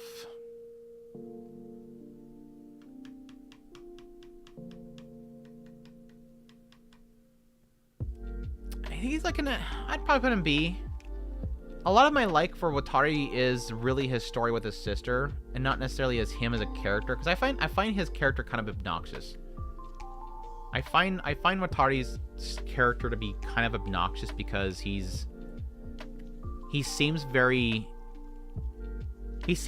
grown up and mature for the sake of his sister, but he's so stupid at the same time. Like, he's supposed to be smart, but he's so stupid. He's very stupid. Very single-tracked mind. But again, I like the stuff around his sister. That's the stuff that's very interesting to me. My gosh, going on to the artwork's so different. I have to make sure that I'm getting his names right. Yeah, Akane. I kind of assumed that was Akane, but the artwork's so different. Akane, here in this recent episode, similar to Aoi. Such a phenomenal character. Such a cool point of their story. I think Akane's solid, like, high A. High A for his character. Him just grabbing Aoi's face, just saying, "Shut up. Let me tell you what's going on, girl. You're being stupid." I loved it. His whole thing with episode 5 was phenomenal. Hanako-kun, I've always loved Hanako-kun. Just a extremely quirky character, but also extremely twisted character. I'm putting him at the top. Easy top. I think that's good, yeah. I'm gonna put Hanako-kun at top. I don't think there's really any... I don't think there's going to be any character in this entire list that's going to top him. Again, very twisted. Very... What's the best way to put it? Inhumane, because there technically are inhumane kind of character. I don't want to dig too much into previous season stuff. This is why I like him up there, but it's a very fascinating character, and I've loved every story they've gotten into so far with them. Like last season, part 1 technically of season 2, definitely opened a lot of doors for me for that character. Ko? Yeah, Ko. Easily the weakest character. I mean, there was a bit with Ko and Sosuke at some point that I was intrigued by, but I have never really cared much for Ko's character. I root for him and his desire to get with Nene and everything like that, but I really... Ko is a byproduct of his brother's success. Because his brother is so incredible, he's not seen as... He feels insignificant. But I don't really... I could care less about his character overall. Where's Kaiju number 8 characters? I haven't caught up on it. I haven't watched the... Is the movie supposed to be a recap? I haven't got caught up on it. Shinigami, I don't care. So far, I don't like him. So far, I don't like him. Sort of, again, kind of the byproduct of what he's supposed to be. He's supposed to be a sort of a guardian for sacrifices. Sosuke is okay. I'll put him like in the B. I'll put him with his bro. I'll keep the bros together. And then Teru's weird because he's extremely talented, kind of weird, but able to be serious when he needs to be serious. I'll put him low A. The chemistry between Nero and Monaco, yeah. The pause. The pause, the face. Pause, the face. Kendra Suda, who's barely ever in the show. I'll put him in B just because Kendra Suda. The Kendra Suda character is barely ever in the show. I assume it was gonna change. They've been kind of developing the idea that he was, you know, overlooking Sumire, and there's obviously a necessity for what he does. Yeah, we'll see. We'll see. We'll see. I hope I'm really interested what's gonna happen in the next episode, because the last episode did not end well. This last episode of Nakaku did not end well. Oh man. He's like a B. I don't know. We'll see if he can overcome my negatives that I have for him. The Tanuki thing, I don't care. It's cute, it's fluffy, whatever. I'll put it in C. It's not a bad thing. This guy, I could care less about him. He's literally like the worst part of that show, as he keeps blowing up every time the girls are next to him. Where is Akane? He is... Where did I put him? There, right there. There's Akane. His artwork's different. These are like the manga art, so it's a little bit different. These three are like all manga art, which is not that different. I could care less. He's a very blank male goody two-shoes protagonist character that literally makes me hate the show because he's so blah. He's such a blah character with no personality. The Game Center guy, he's a goofball. He's a little bit too... He's got that whole, like, very... He's very much so the oblivious... He's not too oblivious, but he's oblivious enough that it makes it kind of frustrating because they don't want to progress love and romance, so they have to make him a little bit oblivious. But he's been okay so far. He's been okay so far. Gachi fighter characters. I really like Shigeru, whatever his name is. He's been a pretty solid dude so far. Not like incredible. Not incredible. I'll put him in B. The other guy, I could care less. I don't even remember what his name is. What is his name? Seiji. I don't care. Seiji's like such a... Again, another good... like literally right together. Two gooder characters that have little personality that I care about is these three right here. He kind of put him in with it too. Do-gooder characters, very little personality, and little going for them. This is the duo in these. Dakuta? Dakuta? Dakuta.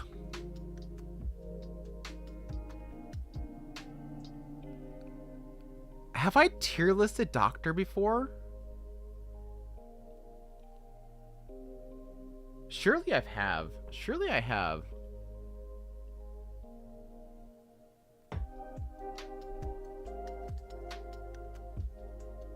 I'm hoping this will change at some point.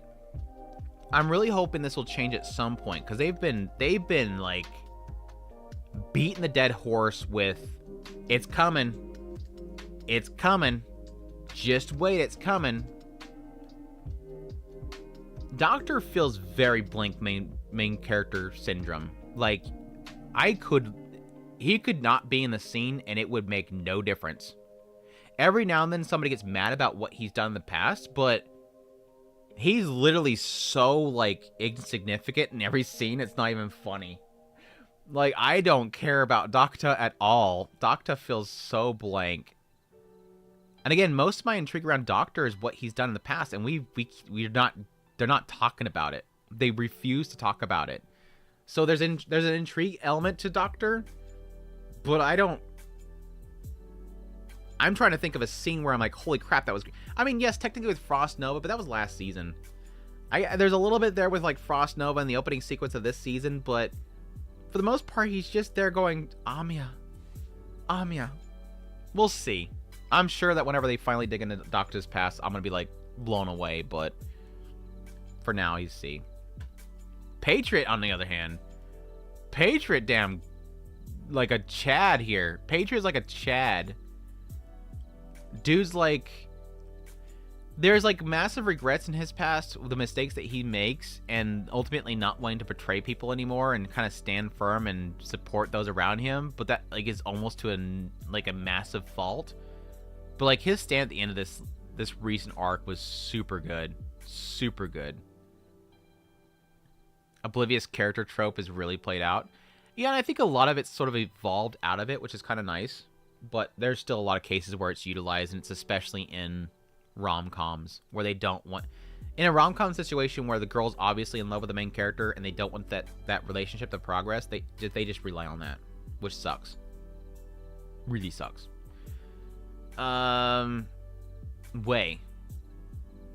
Wei's been good so far. Love his struggle with Shin. I put him in like B, high B so far. Yeah, high B's good for Wei. High B's good for Wei. Trash, don't care. Trash, dude, don't care. I mean, he's less annoying than the chick, but he's still at least easily D tier. Again, one of the reasons why I don't care much for that show. The Lord of Mystery characters, Hangman, I don't really have any feelings for yet so far. He's fine. Azek was a really good story. Azek's a really interesting story. Pretty much the necromancer. And he seems massively OP, and I kind of want to see more of him. I'll put him in like high B. Oh, this is Ben, the brother. What's the brother's name? Benson? Benson, yeah, Benson. Benson's okay. I mean, they imply the idea that he worked really hard to support his siblings while they were in trouble. But that's about it. Chad. The Chad himself, done S tier. No, that's like S tier. High A. He's an A tier. He's easily in the A category. Dunn's like the coolest dude ever. The captain of the team that just like rolls in and just, even though he's not necessarily like, he's not like high in power. He just is very smart, very resourceful, and just saves the day every single time. I'm waiting for them to kill him off. Fry, I don't care. He's just always there with Dunn. Fry just leeches off Dunn. Klein.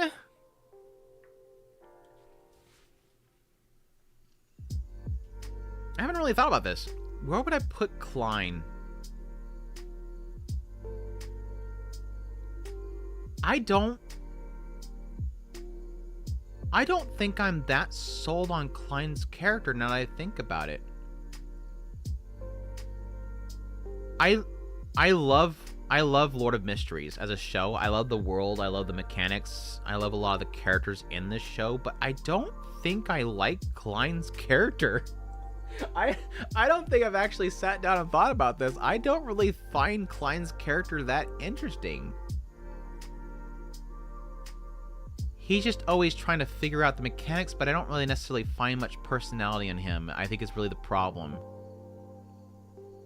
He every now and then contemplates the lack of his family and wanting to go home, but...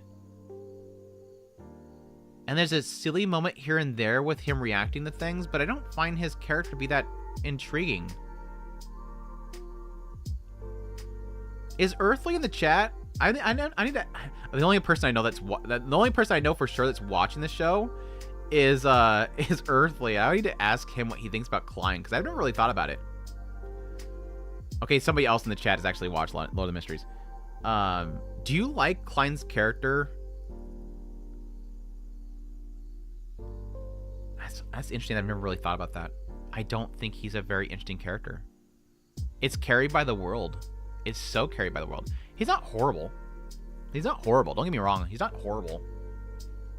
And I would assume that a lot of his inner dialogue is in a is lost in adaptation. Because they're already speeding it up. They're obviously speeding it up. Leonard, he's alright. He's right here in the same category. I'll probably put him in a low B. He's sus as hell. Neil, on the other hand, I like Neil. I like Neil. He's a cool guy. Neil is like... Neil is that guy when you're working at like an office place or something like that. Like you're working in an office environment or like a retail store or whatever, and you have that one guy that seems to get away with everything. He's the guy you turn to find out how to exploit the systems because he's done it before, and he's gonna show you the hookup there. He's that kind of character. He's the one that's gonna tell you how to write everything off. Tunes in, sees Kazuya in hell, shrugs, just another day for him. He's like, things are just fine here. This is fine, right? This is fine. Request a song. I really need to take that off of there because I can't because I'm on YouTube. Oh, you're requesting a song to tell me that. Thank you. Thank you so much for doing that. Where is my point systems? Is it channels? I don't even remember where the point systems is. It's in community, isn't it? No. Content.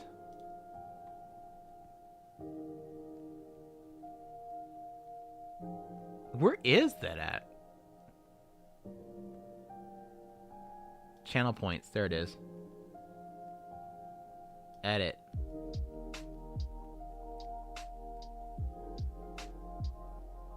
No. There it is.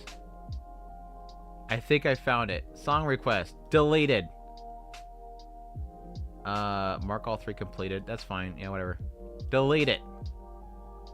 Is there anything else in there?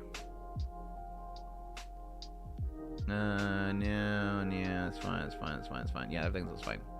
Okay, it's gone. It's gone. Thank you. It's been nuked. It's gone. It's been deleted. Thank you.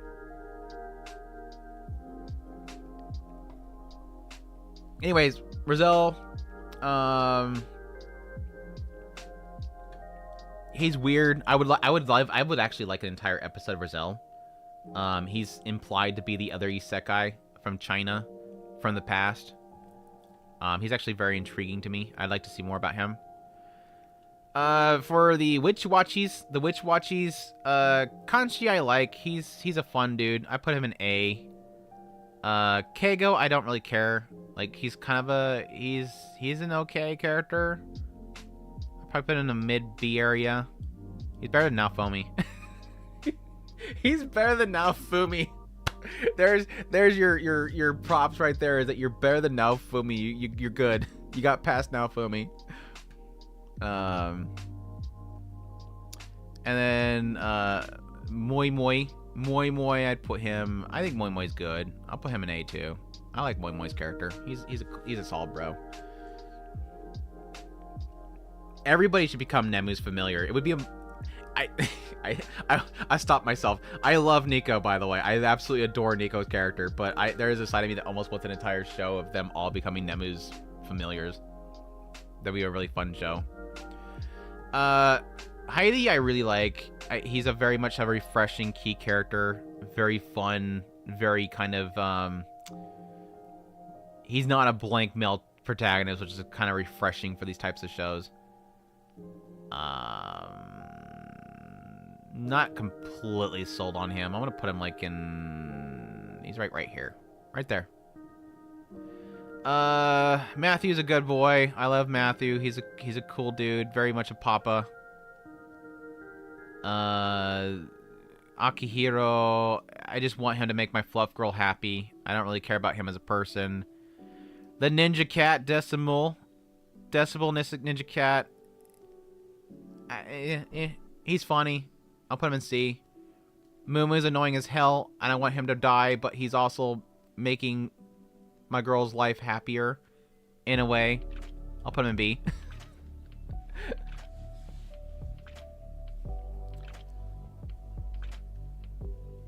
Oh, they share the same. I wouldn't doubt that. I think that technically clicks in my head. I don't care. He's all right. He's kind of a goofball. Don't really care that much though. To Be Hero X characters, I don't remember where I ranked them last time. I'll go through quickly because I'm not like that invested in a lot of these characters. In Lighter, I do actually find his character to be one of the most interesting characters. I'll put him like in the B area. He's very much pointing out how terrible the hero system is before everybody's gonna realize that it's terrible. He's the one trying to tell society that the hero system is broken, but nobody wants to listen to it, so he becomes a terrorist.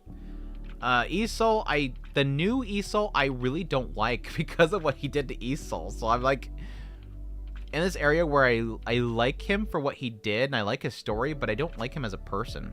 So I'm gonna put him in C. Furman, I feel bad for the dude for not being able to poop. I'll put him in C. Put him in C for crap, because he can finally take a crap. Ghostblade, I'm conflicted on because I don't like him for what he's done, but I like him for his story. Ghostblade, like everybody, is sort of a product of the curse of the hero's powers, and Ghostblade is one of the most significant versions of that.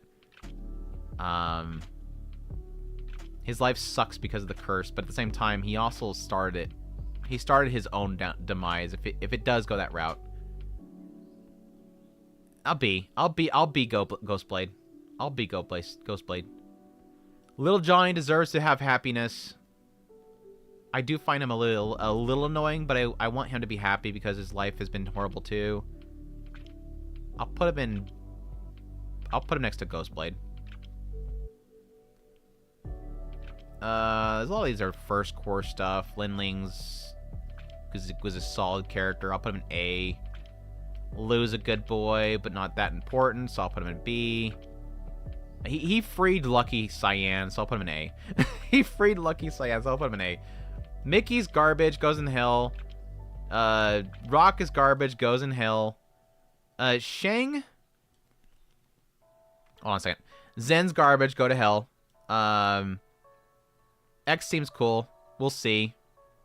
Shang.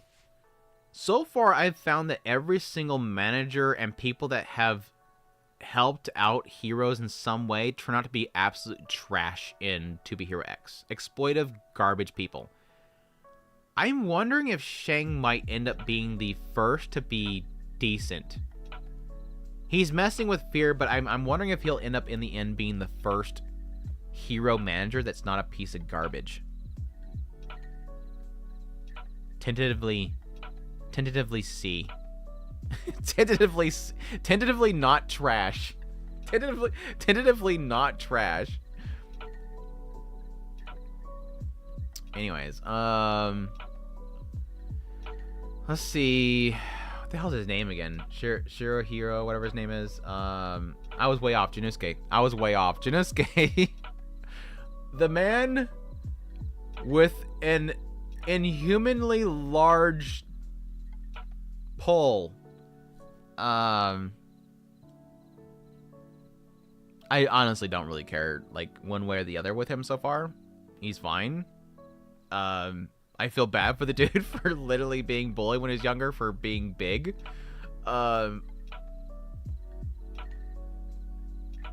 He literally has, he almost has a similar backstory as Rudius. I just realized that. But different sizes. B's fine. B's fine. I don't really have an attachment to him so far. Characters in Gachiakuta, I'm not like that invested in them so far. Like he's okay. I'll put him in B. The main guy I really don't like that much so far. He's not horrible though. He's just angsty teenager. He's legit like shonen angsty teenager, so that's kind of what he fits the bill for. I'll put him in C so far. He's not bad. And what was his name? Zonka? I don't care. I'll put him in C. Amane? You missed Colonel Sanders' ranking? Which one was Colonel Sanders? What are we talking about? Are you talking about X? Are you talking about X? Anyways, Amane, I think a solid A. I would put Amane in solid A. I really like their story. He's got that whole kind of. I like how they kind of presented him as sort of a. It reminds me of It's a story that's been done before. I'm trying to think of the recent one. There's a show here recently that did this. It's just basically the idea that they just like frilly stuff. They like to dress in frilly stuff. This is something you should enjoy, and unfortunately, at least with him, it seemed like his entire family is supporting it. It's just people outside of his family. His girlfriend really is the one that didn't accept it. It's kind of seeing that they can actually be comfortable around other people that are cosplaying. Because I think the cosplay of anything is like the most accepting of things like that. Like, especially in Japan. Especially in Japan, there's a lot of boys that actually dress up in cosplay and female. It's definitely a thing, but it was a cool, like, accepting thing. The story itself was very cute. Plus, he showed them the power of Opie that can be equipped. I'm actually surprised that Monty didn't know about equipable Opie. Yeah, X is Curl Center. He does. I was trying to figure out who you're talking about, and then the moment I seen the picture, I'm like, you're talking about X, aren't you? You're talking about X, aren't you? Anyways. And then finally, Gojo.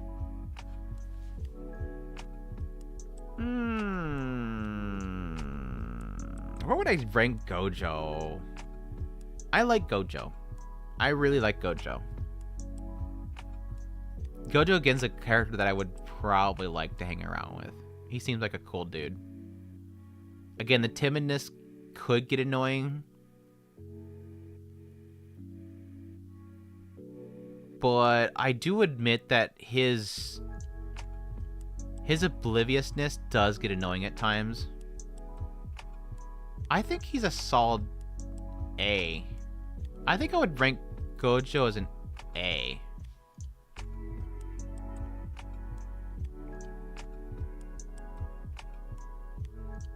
I assumed the moment that Amane came around there was gonna be that discussion. That doesn't surprise me at all. The fact that he just likes cute things. It's not that deep. People don't get upset about it. I think people making it into something is what sort of is the problem with a lot of that stuff. That's like not this week, but last week when I was covering the summer Hikaru dies. It's like people want it to be discussed, and it's like literally the writer said to enjoy the show and, you know, interpret it as you wish. And I'm like, I'm enjoying the show for this aspect, and people want me to discuss this aspect. It gets to a point where if you try to push it too much, it makes it worse. I like how queer and how thirsty and how interesting Hikaru Dies is, but that's because it's not trying to force it. It's just there.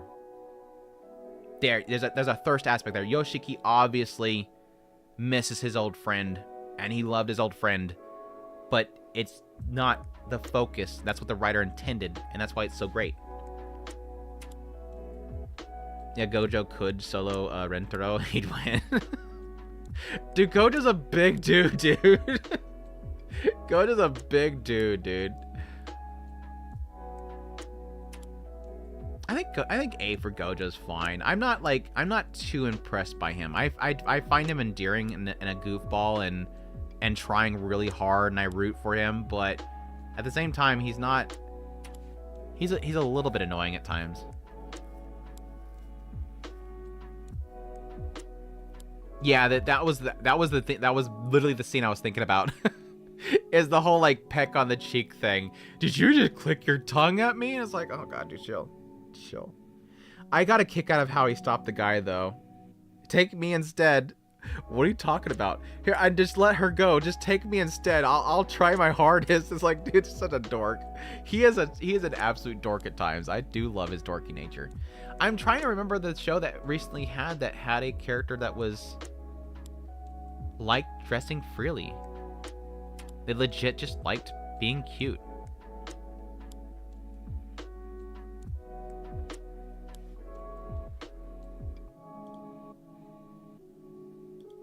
It wasn't in 2.5 dimensional seduction. Because they didn't have anybody like that, question mark. Well, they had the boy that was dressing up in the girl as a girl. And I think it was Konomi Kohara's character. Zauhei?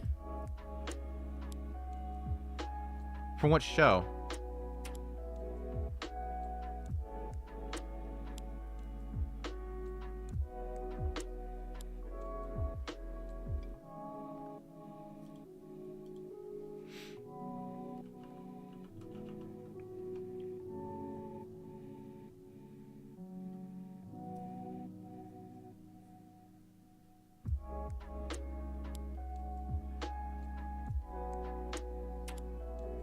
Yeah, Kowloon. Okay, thank you. Thank you, yes. Thank you. Gosh damn, dude. I was like, I'm checking what's Zauhei. That's a Chinese name. What show with a Chinese character? I'm trying to connect it. Oh, that's right. Kowloon generic romance, yeah. That was a perfect example too. Just like being cute. Just like being cute. That was as simple as what it was. Now I don't remember if they actually got into like romance with Zauhei. But yeah, there was an element there where it wasn't really actually about that. It's just they liked that. That's something they enjoyed. It wasn't really that they wanted to be a girl. It's just they liked the look of it. And again, I like that. I like that element where it doesn't have to do something. It's not making a statement that they want to or they won't do something. It's not. They're not even either way. Like it's not that they're saying they have to or they don't want to. So it's not even going against it. It's just not that's not the problem. That's just not really the point. They just want to be that. They just want to do that.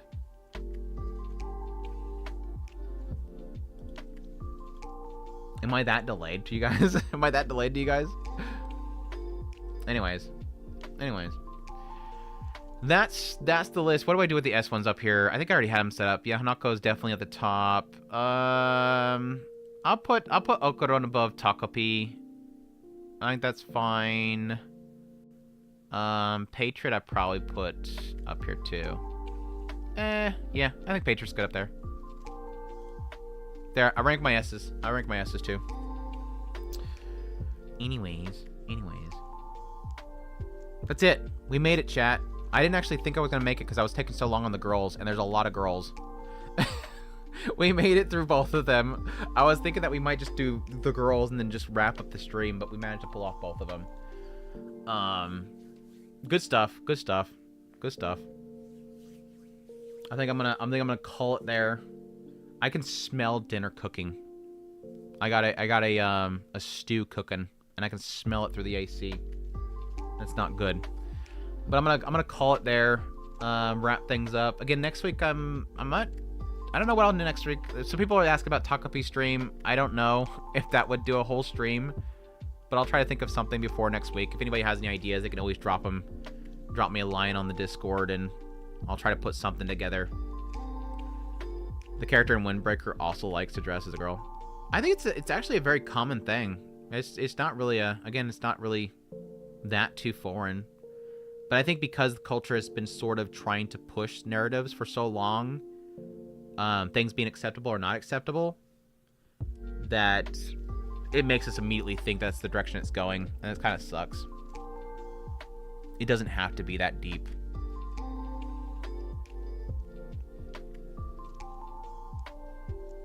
Yeah, shoot, blank on the name. You're technically right. Do now I drop in frames? Did I legit drop frame? I'm stopping soon. Just give me a second. Give me a second. I'm almost done. Don't start dying on me now. We're good? Yeah, we're good. We're good. Okay, yeah. Yeah, you're right. Hatsuko. Hatsuko, technically, yeah. What do you mean this was a Takopi? You are not wrong. You are not wrong. You're not wrong. Anyways, yeah. I'm gonna call it. I have to get to editing with Shuko Monday for tomorrow. I might put together an outline for a Takopi video itself. I'm not sure for tomorrow, maybe. But yeah, it was a lot of fun. We'll see what to do next week. Appreciate you guys dropping by. Love all the chat. I always enjoy, mostly for my live streams, just to talk to people. And when people keep communicating and we have the chat flowing, it just makes these streams so much more better. So I appreciate you guys more than anything, just to be here and chat with me. You guys make the stuff more interesting. Interesting bit of trivia. Reptilia Seiyu also voices Alpha from Evanston's Shadow. Yeah.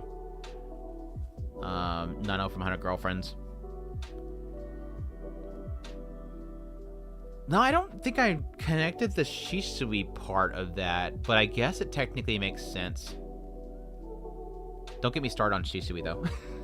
But I think you guys dropped by. Thank you guys so much. You guys are amazing. But until next time, y'all have a good one.